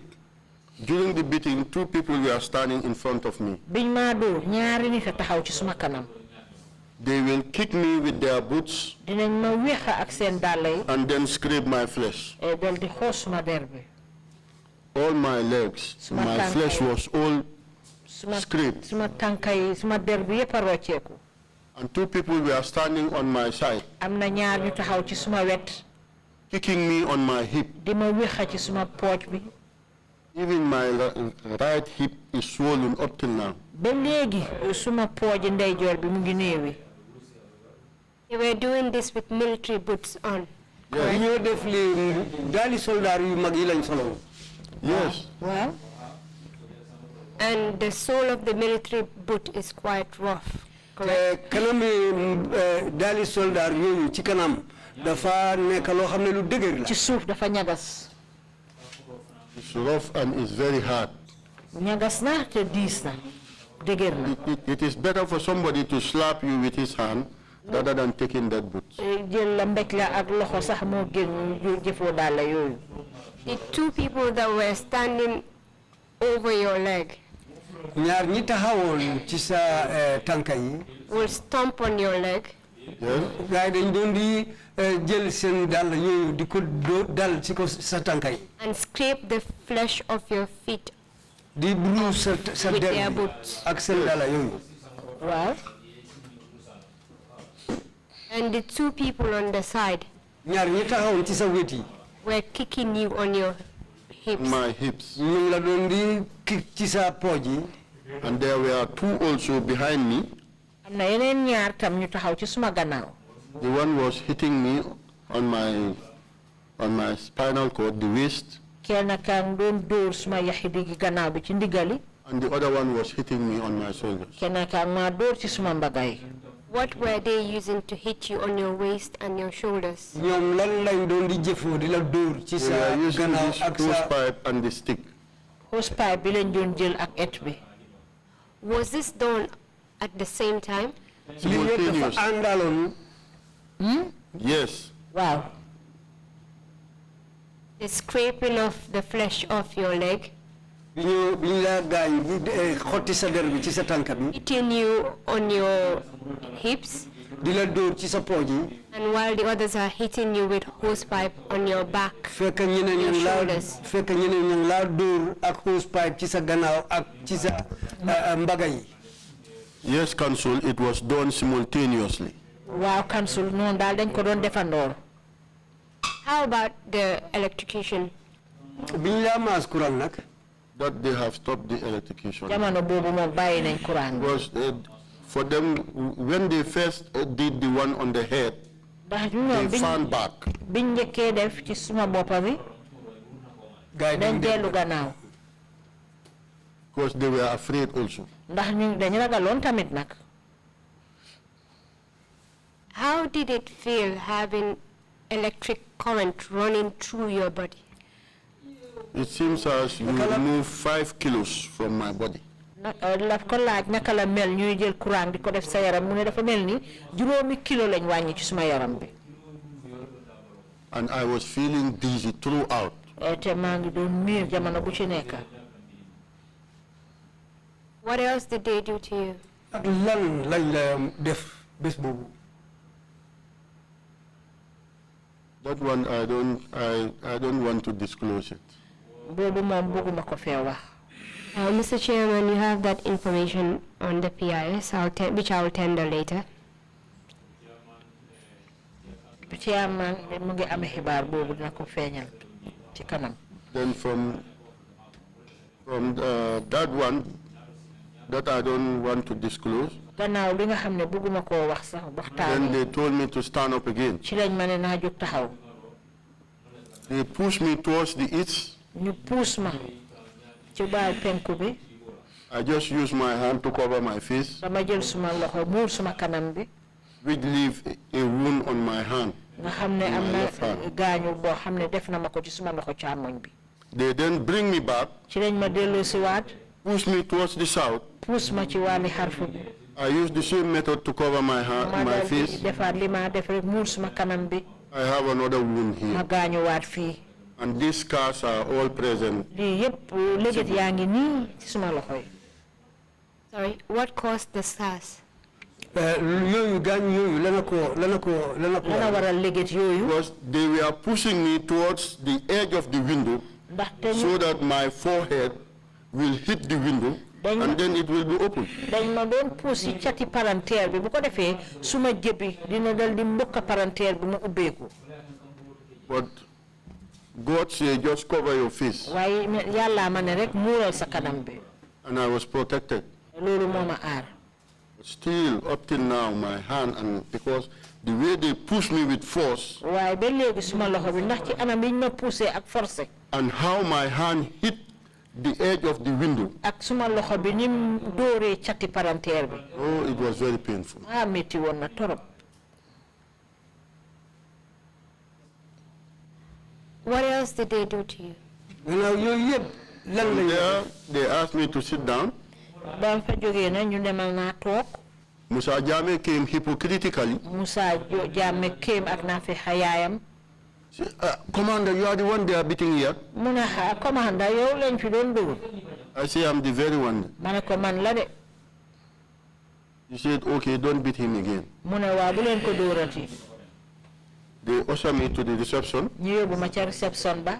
where the former speaker was seated. nga xam ne ka nekkoon speaker mu ngi fa toog. When he saw me, ba ma gisee. he started trembling. mu door di lox. You know, in Mandinka, when he is caught by surprise, xam nga soose moom su gisee daal lu ko betta. woy mba koko. ci la daal di yuuxu ne woy suma ndey. Yara fa ñing jaw ya sifa be ñim banko kam. ndeke façon ñu coxor gi mu ngi ci biir réew mi. Kabirin mbama yengul. Bama suma ndey juree ba léegi. Nene maaje. musuma koo gis. Musa fo intelem bang. Musa ndax man la. Ako no, honorable, it is. mu ne déedéet honorable yow moom toogal. Can you please help us translate that in English because they were not doing that? Well, what he said was that when the former speaker saw him, he was so shocked that he started trembling. What he said in Mandinka was that if a Mandinka person is surprised in that way, well, they always feel shocked. And what followed was that he was saying, Mba Koko, that means, to my mother, I have never seen anything like this. On the whole, this type of cruelty is existing in this country. And that was because of the state you were in? Yes. Wow. Moy nanga melon, anambanga melon, lim gis mota muy walulu. Wow. For how long were you tortured? Ñaata waxtu lañ jël pour continuer di la metital. The plastic bags take almost 20 minutes. busi nay la yi moom dem na ba ci diiri ñaar fukki minute. And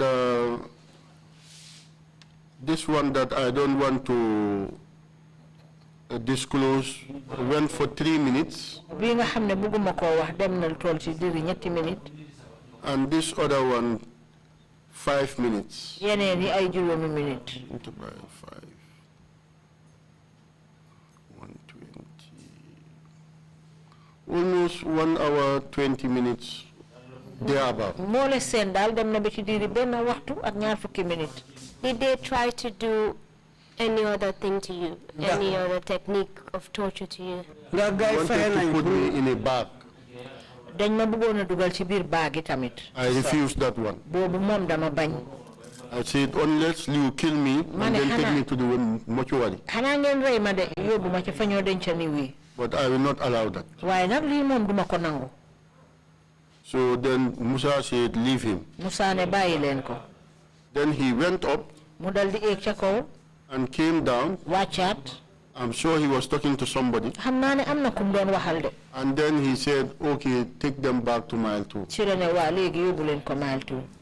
After being tortured for 1 hour, 20 minutes or thereabout, biñ la téye metital la li dem ba diiri benn waxtu ak ñaar fukki minute. were you able to walk? Mënoon nga pour doxal sa boppa. I cannot walk. mënuma dox. With the electrocution and the merciless beating, ak mbiri courant yi ñu ma doon sok ak dóor yu miti yi ñu ma doon dóor. beating on my spinal cord and my shoulder, suma yaxi diggi gannaaw bi ak suma mbagga yi dóor yi ñu ma ci doon dóor. I was helpless. amoon mënuma woon dara. I called the attention of Sana Manjang. ci laa dal di xamal Sanya Manjang ne. I want them to help me slacken the cuff dama bëgg ñu dimbale ma ñu xala yolomal tuuti ceene biñ ma def. because my hand was swollen like a pancake. ndig suma loxo bi dooroon na di néewi comme pancake. So he said, no, we forgot the key at mile 2. mu ne déedéet dañ fàtte caabi ja mile 2. But Michael Collier spoke in our language waaye Michael Collier wax ci suñ làkka. that he is telling lies, he's in the vehicle. ne ma waxul dëgg mu ngi ci moto bi. If he moves from this place, I will bring the key and open it. su randoo rek man dinaa indi caabi ji ma ubbi ko. So when he moved, he went to the vehicle and bring the key. bam randoo mu dem ca moto ba indi caabi ji. That is how he slackened it. ci la dal di yolomal ceene bi. And then my hand started to go down. suma loxo bi door nag di wàcca. You mentioned that Sheriff Mustafa Adiba was quite frightened. wax nga ne Sheriff Mustafa Diba tiitoon na. Was anything done to him that night? ndax moom am na luñ ko def si guddi googu. For Sheriff Mustafa Diba, even if you see who by that time he will die, he was panicked. Mustafa Diba jamono bobu The state I was in, he was just shivering. anam yima nekkon mom daf ko gis rek di lox. Even the handcuff, I have two wounds here, and the scars are still present. Chene biñ chene won suma loxo bi sax am ben tay am na ñaari gañu gañu ci leget yaangi ni fofu.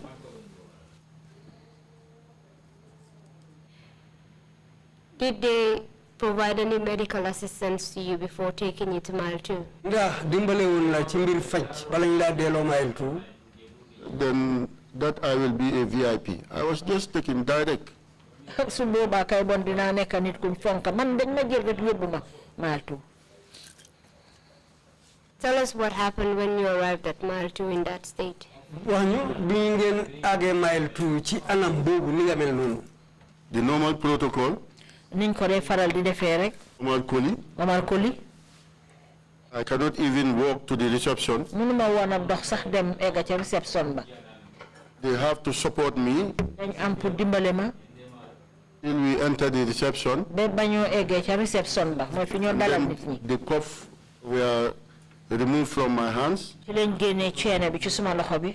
And the receipt was given to them. Ci lañ ya won nak exina. And I was escorted, and they still support me to go to my room. To my cell. Dañ ma dimbalé pour ma mëna dox dem ci suma cell bi. I told Omar Koli again. Ci la waxati Omar Koli ne. Please help me with the medic. Dimbalé ma ci fajkat yi. He said okay. Mu ne baxna. Till today. Ba tay. I did not see that medic. Gisuma ben fajkat. I then tried to smuggle my undervest. Ci la jëm na pour rawale li nga xamné moy suma jital bi ma gën sobi. It was all stained with blood. Nga xamné mu ngi fess del ak deret. Sent to my wife. Ma yónnee ko suma jabar. So that it can be given to my lawyer. Bu ko defee ñu mën koo jox suma lawyer bi. And the medical paper that the Egyptian doctor gave me. Ak kayitu docteur bi nga xam ne docteur Egypte moo ma ko jox. How long were you not able to walk on your own after your fourth torture? ñaata waxtu la jël biñ la métitale ba pare ba mënuloo doxal sa boppa ñaata waxtu la jël. I did not get you clearly, Counsel. The first one or the fourth torture? The fourth torture. ñeenteel bi. I think it almost a week even before I see the doctor. My colleagues. My colleagues have to help me to usher me to the toilet to take bath. And then bring me back.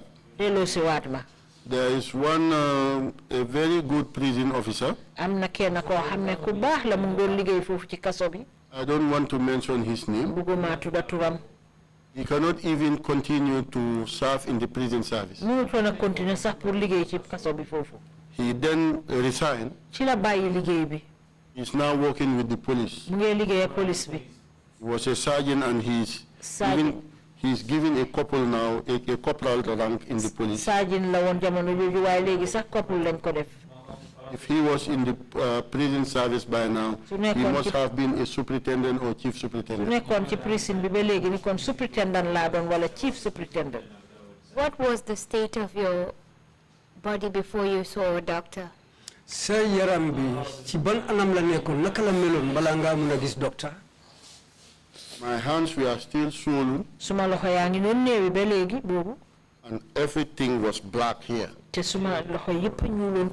Likewise my legs, because my flesh is all scraped off.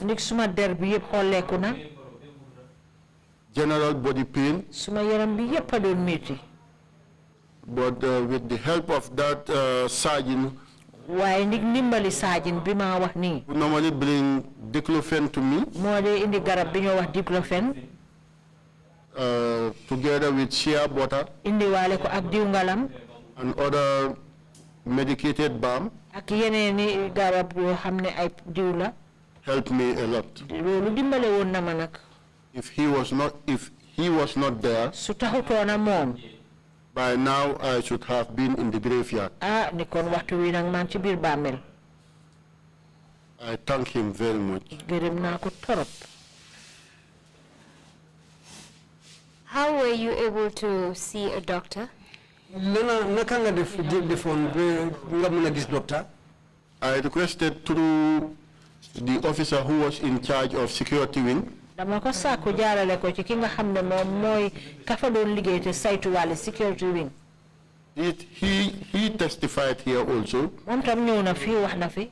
His name is Ali Cisse, Superintendent Ali Cisse. Moom mu ngi tudd Superintendent Ali Cisse. He said he had informed David Colley. Mu ne wax na David Colley. And I repeatedly be reminding him. Bantuwaat naa ko di ko fàttali. God ordained a day after 1 week. Yàlla dal di dogal nag benn bés rek gannaaw benn bés bu ay. An Egyptian doctor came in. Benn docteur boo xam ne waa Egypte la mu ñëw fa. He was riding on a CD7 Egypt, diplomatic mission Egypt 7. Moto boo xam ne bu diplomatic mission Egypte la woon. Really, I don't know his name. Moom nag xaw ma turam. But he was a technical assistant at the RVTH by then. Jamono jooju mu ngi doon liggéey foofu ci lopitaan bu mag bi ci Banjul. And after you saw the doctor, gannaaw bi nga gisee docteur bi, was he able to help you ease the pain you were in? ndax mun na laa dimbale pour wàññi sa métit yaram bi sa li la doon di métti? He gave me a prescription. Daf ma bindal garab. And Mile 2 prison don't have it. Te Mile 2 prison amul woon garab yooyu. So I have to send it to my family. Dama am pour yónnee ko suma mbokk yi. They have to buy it for me. Ñu am pour jëndal ma ko. Then I was using it. Moom laa doon jëfu. How long were you in detention before being taken to court? ñaata waxtu nga def ci waxtu jàppa bi ñu la jàppa noonu bala ñu laa yóbbu court? In fact, I can't remember how many days or months. One Friday afternoon around 4, we were arraigned at the High Court in Banjul. Mënu ma fàttaliku nag ñaata weer la wala ñaata bés la waaye xam naa ne dafa tombé ak benn ajjuma ci bëccëg ci la ñu yóbbu nag ca court ba attekaay ba. The case was presided by a Commonwealth judge called Justice Munyagin. She's from Botswana. Kiko jiite woon mooy ku ñoo wax Justice Munyagin moom mu ngi bàyyeekoo Botswana. During your trial, were you represented by counsel? Si sa ate bi waxtu bi la ate dafa am nga lawyer bu la taxawal? The first day we were not represented. Bés bu njëkk ba amuñ benn lawyer. And the second day, we were able to send word to our families to look for a counsel for us. Ci ñaareelu bés bi nag ñu fexe yónnee kàddu ci suñu mbokk yi pour ñu fexe dimbale ñu amal ñu lawyer. How many of you were charged? Yéen ñaata nit lañu tuumal noonu?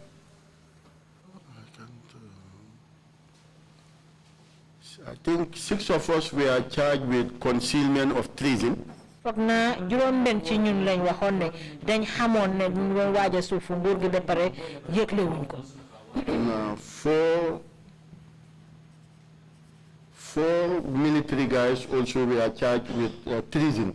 Am na ñeneenti soldaar yoo xam ne ñoom dañ wax ne dañ doon pexe pour daane nguur gi. And the civilian aspect also, 4 were charged with treason. Ci wàlli civil itam ñeneent lañ wax ne dañ doon pexe pour daane nguur gi.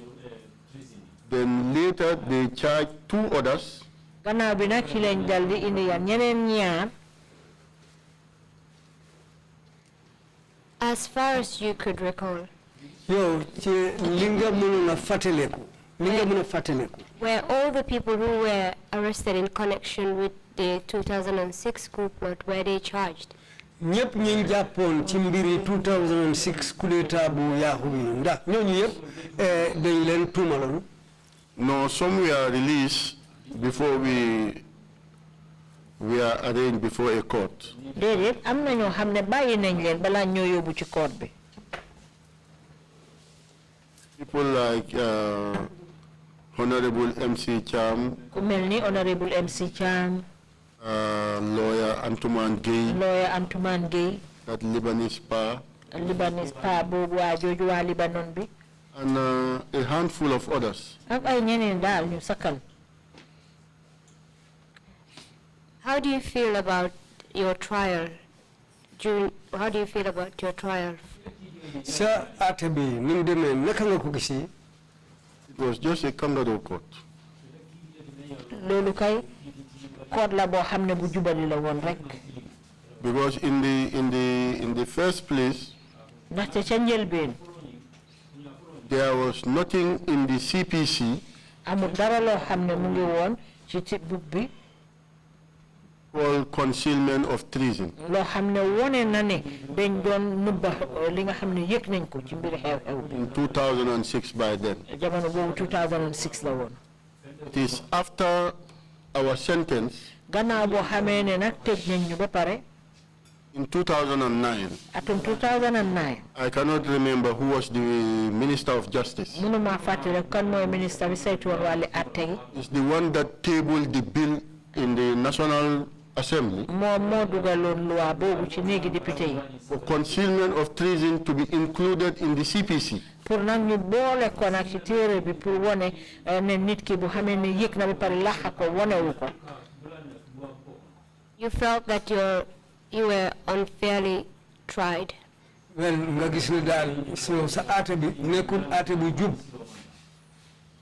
1,000,000%. waaw baax sax. Were you eventually sentenced? Ndax mujjee nañ laa tëj. I was sentenced to 10 years. tëj nañ ma diiri fukki at. And before the sentence, balaañ ma doon tëj. even before going to the court martial, balaa ma doon dem sax ci attekaay soldaare. there was an opinion from the DPP amoon na xalaat bu bàyyeekoo ci DPP. change our cautionary statement to witness statement. kayit pour ñu wecci li nga xam ne mooy suñ kàddu yi nga xam ne dañu doon laaj léegi ñun ñooy seede yi. Ali Cisse came and said that we are going to be witness. Ali Cisse ñëw ne léegi ñun ay seede la ñuy doon. They opened us early in the morning. ñu ubbi ñu ca suba teel. 6 of us, we took bath and went to NIA headquarters. ñun juróom benn ñu sangu dem ci NIA headquarters. All of us were placed in different rooms, ñun ñëpp different ci offices. nekk ñu dugal la ci office bu ute ak sa And they morom. told us to change our statement. ñu ne nañ wecci suñ kàddu yi. If they cannot process the paper that Friday, they will release us on Monday. suñ mënta toppatoo kayit yi àjjuma jooju dinañ ñu bàyyi lundi. And that thing never happened. te loolu musta am. What did they want you to change your statement to? ñoom lañ leen bëggoon pour yéen ngeen wecci seen kàddu yooyu ñoom lan lañ bëggoon pour ngeen binda.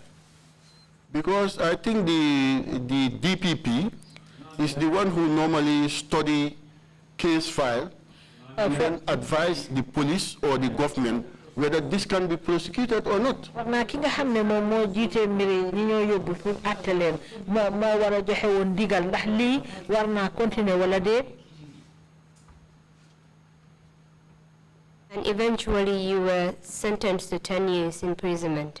loolu yëpp ñu tëj la fukki at ci kaso. Yes. During the course of your detention at Mile 2 prison, diir biñ la jàppoon bi ngeen nekkoon ci kaso bi Mile 2. did your family have access to you? ndax sa njaboot bi dañ doon di am waxtu pour ñëw gisee ak yow.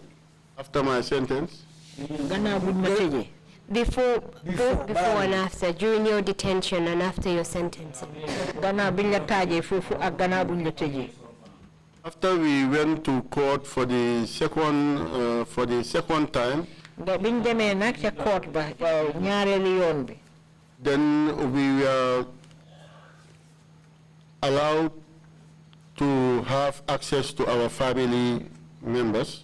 ci lañ nangu nag pour ñu mun a gisee ak suñu mbokk yi.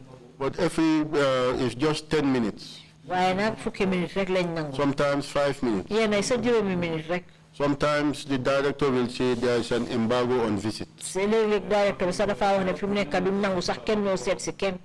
And after when we were sentenced, gannaaw boo xamee ne tëj nañ ñu nag. in fact sometimes it will go for 3 months. léegi-léeg dina dem ñetti weer. Imagine the whole year you see your family 4 times. seetal at mi yëpp ñeneenti yoon rek nga gis sa mbokk yi. And the Prison Act te ci loi prison says ne a prisoner is entitled to a visit every fortnight. te yi nga xam ne kiñ téye ci kaso bi war nañ ñëw di ko seet si ñaari bés yu ay yu jot. But for them, as they do not understand fortnight, they are taking it for four weeks. comme que ñoom xamuñ li loolu tekki ñoom dañ ko jàppee comme ñeneenti bés yu ay. So he does things as he wish. ñoom daal dañ doon defee mbir yi daal niñ ko soxlaa rek. During your trial, si waxtu bi ñu la àtte noonu. did anyone testify of your involvement in the coup? ndax am na kenn koo xam ne bokkoon na ci ñi nga xam ne wax nañ ne yow ci coup bi nga bokka. There is no one that testified against me in the coup. amul kenn koo xam ne wax na ba tuddama ci biir coup bi. All the evidence before the court martial li nga xam ne mooy seede yi ñu jot yëpp ci kanami àttekaay soldaar yooyu. both the exhibits yi nga xam ne mooy kàddu yi nga xam ne moom lañ fa feeñal. and the witness that came, ak yi nga xam ne ñooy seede yi ñëw. no one incriminated me. amul kenn koo xam ne tuddana ma ci. How about Alphaba? waaw Alphaba nag. Alphaba, they said even the judge advocate asked the DPP, where is Alphaba? ki nga xam ne moo doon atte sax dafa laajte ana Alphaba. He said that is among those that escaped to Casamance. mu ne dafa bokk ci ñi nga xam ne ñoo rëcc daw dem Casamance. And some of the lawyers, defense lawyers, were laughing. ñeneen ñi ci looyee ñoom dañ doon ree. And of course, the commission has received testimony commission bi am na jot na ci mbiri seede yi. that Alphaba and others ñu wane ne Alphaba ak ñeneen. Aliou Cissé was just opposite my cell. Aliou Cissé moom dama jàkkaarloo moom suñ seel yi. 3 a.m. ñetti waxtu ci xaji guddi. I had the knock at the security wing gate. ma dégg foga bi ca bunti security wing bi. If that gate is not open, bunta boobu moom nag saa yuñ ko fogee. all inmates have to sit down. ña nga xam ne ñoom lañ fa tëj ñëpp ay jóg toog. You have to put on your trouser and your shirt dangay sol sa tubéy ak sa simis. because you will not know whether they are going to touch your door. ndax xamuloo ndax dinañ laal sa bunta. They came to the last row dañ ñëw ci rang bu mujjee bi. and direct opened his cell. ñu dal di ubbi seelam bi. He was fast asleep. They have to tap him. mu ngi doon nelaw dañ ko ee. You say, "Lu xew?" mu dal di ne lu xew. You say, "Get up. You are going to Janjambure." ñu ne ko jógal dangaa dem Janjambure. They blindfolded him with the plastic bag, ñu dal di jël mbuusi nylon bi muur ko ci kanamam bi. tie him, dal di ko takka. and then cuff him at the back. dal di ceene loxoom yi ci gannaawam. That time it was very cool. bo jamono yooyu mu ngi sedda. He said, "Please allow me to take my jacket." mu ne leen baalal leen ma sol suma jacket bi. I was standing by my window, maa ngi taxaw ci suma palanteer bi. looking at them. di leen xool. I thought that they might even come next is me. ma foogoon ne sax man keneen ki man laa doon. And they told him, "No, ñu ne ko déedéet. later you will come and collect it." gannaaw bi di nga ñëw pour jël ko. He was the only one that was removed from my row. moom rek lañ jëlee nag ci rang bi ma nekkoon. And in the first row, there, Marena and others were there. rang bu njëkk ba Marena ak ñeneen fa lañ nekk. Marena was there, Ibulo was there, Marena fa woon Ibuloo mu fa woon. Man Lafikor, man la fi koor. and they escort them out. ñu génnee leen foofu ca biti. Yes, within few days, Ay we fan yu heard néew. that these people ñu dégg escaped. The vehicle had an accident, ne they moto bi escaped. dafa am accident ñu rëcca. And everybody was laughing. ñëpp a doon ree. Why were you laughing? lu tax ñu doon di ree. Because it's a cooked up story. bi xam naa ne loolu wax la boo xam ne dañ ko togg. And you knew at that point that they were executed? Yes. waxtu boobu xam ngeen ne ñii dañ leen rey. Even some of the junglers ñenn ci jongula yi who were brought in prison, ñoo xam ne gannaaw gi indi nañ leen ci kaso bi they told us ñooñu ko wax that when they killed them, ne biñ leen reyee even Sana Manjang's pistol Sana Manjang dropped sax in the well. fetalam bi dafa rot ci teen bi. What has been the impact of your detention? yow jàppa bi ñu la jàppa noonu lan la la isil ci lan la la isil On you and your family? ci sa kaw ak sa njaboot. It was a big blow on me loolu nag moom lu métti la woon ci man because my plot of land at Brusubi phase 1, ndaxte suma kër bi nga xam ne moo nekkoon Brusubi phase 1 which is next to the church, nga xam ne mu ngi delloo ak church bi I have to dispose it dama am pour joxe ko because my son was going to sixth form Marina, ndaxte suma doom bi mu ngi doon dem sixth form Marina and there was nowhere that we can pay. amutoon fenn foo xam ne dañ ko doon mun a fayal So we have to dispose that to pay for the dama am boy. pour jaay kër ga pour mun a fayal xale bi And my children were traumatized. suma xale yi ñoom seen fit dafa dem But my wife and the family, they were always consoling them. waaye nag suma jabar ak mbokk yi dañ leen doon jéem a dalal. What is the state of your health at this moment? fu mu nekk nii jamono ji sa wérgu yaram naka la mel. I'm just trying to be strong, but to be honest, dama jéem a dëgëral rek waaye pour wax dëgga but even to walk sometimes léeg-léeg sax pour dox 100 meters, I have to stop pour dox lu sori tuuti sax foog ma taxaw and do some squatting before I can continue. jonkoon tuuti soog a continuer dox bi. Thank you very much, Mr. Witness. jërëjëf jërëjëf seede bi. Thank you for answering all of my questions. jërëjëf li nga tontu suma laajte yëpp. Mr. Chairman, at this point, I would like to put in his protected information sheet as exhibit. fu mu nekk nii ma ngi bëgg a joxe kayitam bi kayiti seede boo xam ne liñ aar la pour mu bokk ci kayiti seede yi. That will be exhibit 171. Exhibit 171. Thank you, Council. Your request is granted. That will be all from me, Mr. Chairman. That's all. Thank you, Council. And thank you, Lt.Colonel Pierre Mendy, for your testimony. Thank you, sir. jërëjëf Lieutenant Pierre Mendy li nga ñëw pour joxe sa seede fii. Lt.Colonel Mendy, you seem to have served your country in uniform honorably and magnificently. Lieutenant Colonel Pierre Mendy mu ngi mel ni liggéeyal nga sa réew si njub ak yar ak teggin. In all the sectors that you have served in uniform, ci fànn yëpp li nga liggéey ci biir uniforme def nga fa loo xam ne liggéey bu baax la. Since the time of the first President Jawara, depuis waxtu président bu njëkk bi Jawara, up to this moment, ba waxtu bi ñu toll nii, you served your country very well. liggéeyal nga sa réew mi bu baax a baax. You went out to difficult parts of the world. dem nga ci ay béréb ci àddina si nga xam ne béréb yu métti lañ yu naxari lañ. To serve the United Nations. liggéeyal nga United Nations ci seen bunti soldaar bi. With the organization's charter. I'm sorry, I'm a bit emotional. What the treatment that you've gone through.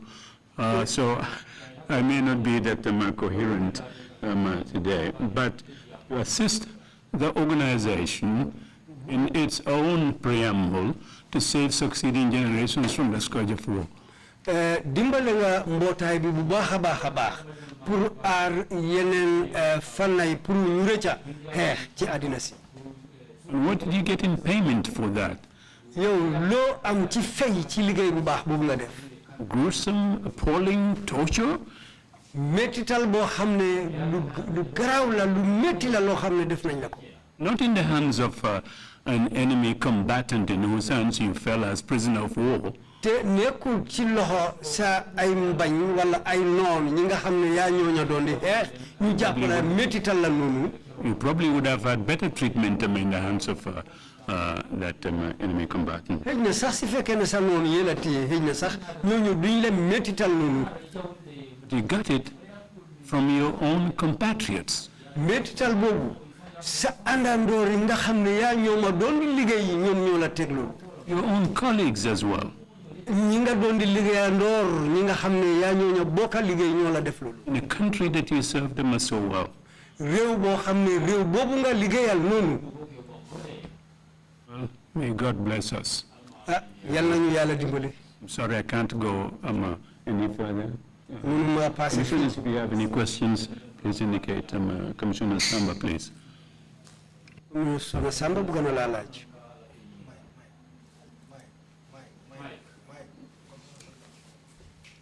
Mike. Thank you very much, Chairman. Thank you very much, Mr. Mendy. Jërëjëf Chairman, jërëjëf Mr. Mendy. I wanted to know whether Almamo Mane was worse before burial. Dama bëgg a xam Almamo Mane ndax sanga nañ ko balañ ko suul. Sanguñ ko. He was not washed. So it was buried like that, and he is a Muslim. Noonu lañ ko suulee te moom julit la woon. Yes, because I asked. Me, I'm a Christian. Wow. I've never seen a Christian presiding over a Muslim burial. waaw nit laajte woon naa wax naa leen ne man de Christian laa te musuma gis Christian boo xam ne moo di jiite fu ñoo suulee jullit. And I have never seen a dead body not washed before the burial rites. te musuma gis niw boo xam ne dañ koo jël suul noonu rek te sanguñ ko. But it was instruction from my superior which I cannot deny. waaye nag loolu ndigal la boo xam ne sama kilifa moo ma ko santoon te mënu ma woon a bañ. And I called the Muslim soldiers to come and do it. waaye ba ma xamee ne nag mënu ma woon a bañ terewut de oo naa ay soldaar yoo xam ne ñoom jullit lañ pour ñu ñëw ñaanal ko. Thank you very much. Jërëjëf. Thank you. Commissioner Jones. Commissioner Jones bëgg na laa laaj. Thank you, Lt.Colonel, for your testimony, and sorry for everything you had to go through. Jërëjëf Lt. Colonel ci sa seede bi nga joxe nii lii nekk na loo xam ne lu daw yaram la li la dal. Regarding the sale of your land to pay for your son's tuition, li nga jaay sa kër sa pàkka bi pour fayal sa doom njàngam. I wish to inquire, was this while you were in prison or after your release? Lii bi nga nekkee kaso la woon wala bi ñu la bàyyee ba pare la. I was in prison by then. boobu maa ngi woon ci kaso bi. How were you able to, or how was the family able to keep up with the needs of the family and other school fees whilst you were locked up? Bi nga nekkee ci biir kaso bi sa njaboot naka lañ doon di wéyee pour seen soxla seen dunda ak sa doom yi seen jànga lana doon di xew. My wife is working, and there are well-wishers who always chip in suma jabar to help the family survive. suma jabaram doon liggéey am na ñeneen i am di jàmm itam ñoo xam ne ñoo ngi doon dimbale pour suma njaboot gi mun a dunda. How many kids do you have? Sorry, may I ask? ñaata doom nga. I have two girls with one boy. ñetta laa am ñaari jigéen benn góor. All right, thank you. Jërëjëf. Thank you, Ma. Thank you. Bishop, you have the floor, please. Bishop Odiko bëgg na laa laaj. Thank you, Chairman. Jërëjëf Chairman. Lt.Colonel Pierre John Mendy. Lt.Colonel Pierre John Mendy. Did you serve the 10 years imprisonment, the whole 10 years? Sir, I served 9 years, 4 months, and some days. Tedana juróom ñeenti at ñeneenti weer ak ay fan. And thank you very much for this question because I left something out. Jërëjëf ci li ma laaj ni ndaxte am na loo xam ne fàtte naa ko. Because as a Gambian, ndaxte comme doomi Gambia, I should have remission. Comme ni waa doomi réew mi la gars yi dañ ma waroon a jox chance pour seetlu suma mbir. No, remission, that is every 12 months, I should serve 9 months. loolu lim tekki mooy fukki weer ak ñaar yu nekk dañ ko dama war a tëdd juróom ñeenti weer. So that means I was supposed to serve 90 months. loolu nag juróom ñeent fukki weer laa waroon a tëdd. That is 7 years, 4 months. loolu mooy juróom ñaari at ak ñeenti weer. I told the deputy director deputy director bi that I'm a Gambian ne man waa Gambia la and I'm entitled for this remission. te waroon naa am loolu. He said no, soldiers are not entitled. mu ne déedéet soldat yi ñoom bokkuñ ci loolu. I said, where is the document that states that soldiers are not entitled? ma ne ko ana kayit bi ñu wone ne soldat yi bokkuñ ci. He said, this is from the executive. mu ne ma lii de ca kaw la jógee. I said, it's not correct. ma ne leen loolu du yoon. Government work with documents, but not with verbal instructions. nguur gi moom ni mu war a doxee mooy doxee ak kayit waaye waruñoo doxee rek ak ay kàddu yu ñoo joxe. Then I overstayed in prison. mel ni bon li ma des ci kaso bi ëpp na la ma fa waroon a tëdd. Because I was just supposed to spend 7 years, 4 months. ñeenti dama fa waroon a tëdd rek juróom ñaari at ak ñeenti weer. As the fictitious 10 years they sentenced me. ci fukki at yi nga xam ne moom lañ ma tëj. Then they said I am pardoned. ci la gannaaw bi ñu ne jégal nañ ma. For what? After overstaying in prison. pour lan gannaaw bu ma tëddee lu ëpp sax la ma waroon a tëdd. 9 years, 4 months. juróom ñeenti at ak ñeenti weer. And there is, as I mentioned, there is nothing in the CPC in 2006 that says there is concealment of treason. te fekk nag amul dara loo xam ne feeñ na ci luwaa réew mi loo xam ne wane na ne nit ki dafa yëg dara ba pare nëbba ko amul dara loo xam ne luwaa yang fa. Put us in a kangaroo court. ci court la boo xam ne jubut. And just sentence us like that. ñu jël rek tëj ñu noonu. And before the judge advocate wanted to pass his judgment, balaa attekat bi doon dogal atteem. he said wax na ne. that some will go home today, am na ñuy ñibbi tey. but it's destiny others will return to where they came from. waaye nag ci ndogali yàlla la dina am ñoo xam ne dañoo dellu fañ bàyyeekoo. With telephone calls, everything was changed. téléphone call bu ñëw rek yépp soppeeku. And everybody was sentenced. ñépp lañ tëj. 3 of us were sentenced to 10 years. ñun ñetta dañ tëj ñetti at fukki at. 3 others sentenced to 25 years. yeneen ñetta ñu tëj leen ñaar fukki at ak juróom. And 4 others sentenced to life in prison. ñeneen ñu tëj leen seen giiri dunda. Where is the justice coming from? léegi ana njub gi nag fan la bàyyeekoo.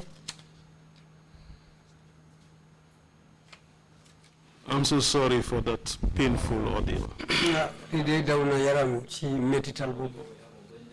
Mr. Chairman, before the witnesses' final remarks, I'd like to rectify the exhibit number is actually 172, not 171.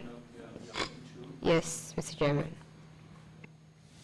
Thank you, Council. Lieutenant Colonel Mendy, if you have any closing remarks to make, please proceed to do so now. Yes, sir. Sir, I thank you all, you as the commissioner and your able commissioners. sa maa ngi la gërëm yow mi jiite commission bi ak yow sa commissioner yi nga xam ne ñoo topp ci sa kaw. for the service you are rendering to this country ci liggéey bu rafet bi nga xam ne yaa ngi ko yéen a ngi koo def ci réew mi. with your slogan, never again. ak seen kàddu gii de wane ne dootu fi war a am. Gambians should love each other. waa Gambia dañ war a bugante. But hatred and jealousy, waaye mbañante ak kañaan. that is what is making this country to retard. loolu mooy delloo réew mi gannaaw. Patriotism is not in our vocabulary. bugga sa réew moom loolu bokk ci suñ mbir. What is in our vocabulary is greed. li nga xam ne mooy suñu mbir daal mooy bugge. Greed is an insidious disease bugge nag moom feebar la boo xam ne. which ne. can kill a nation. mun naa rey réew. I am suggesting that maa ngi xalaat ne. that patriotism to be introduced in our curriculum in our curriculum ne bugga sa réew nañ ko boole di ko jàngale ci jàngu yi. in the civic education wherever it is. ci li nga xam ne foofu la ñoo war a jàngale fu mun a doon. With all these TV stations we have, ak télévision yu bari yi nga xam ne yëpp moom lañ am. we can be able to enlighten Gambians. mun nañoo waa Gambia. And let us bear in mind te nañ bàyyi suñ xel ne. whether a Muslim or a Christian, moo xam julit nga wala Christian nga. if you die, boo dee. a Christian is a coffin, a Christian mi moom kees la. and a Muslim is 7 meters. jullit bi moom juróom-ñaari meetar la. We are not going to take along anything that we are siphoning from our various offices. amul dara loo xam ne dinañ ko yóbbu waale ci loo xam ne moom la ñu tiitaroo ci suñu office yi. Therefore, let us work amicably for our country. ci kaw loolu nañ liggéey nag bu baax pour suñu réew. So that this country is a small country, ndaxte réew mi réew mu tuuti la. we can go to higher heights. mun nañoo dem fu gën a kawe. But if one is digging, waaye su kenn di gas. 20 is trying to bury the hole. ñaar fukka di suul. That hole, you can't see it. pax moomu de doo ko mus a gis. All Gambians should come on board. waa Gambie yëpp dañ war a booloo. And regardless of religion, ethnic group, moo xam diina ban nga bokka moo xam ban xeet nga bokka. we should all be one dañ war a nekk benn. and work towards the common goal of our country. liggéeyandoor ci loo xam ne mooy jëmale suñu réew mi kanam. If you see other countries develop, boo gisee yeneen réew yi ñu ngi am yokkute.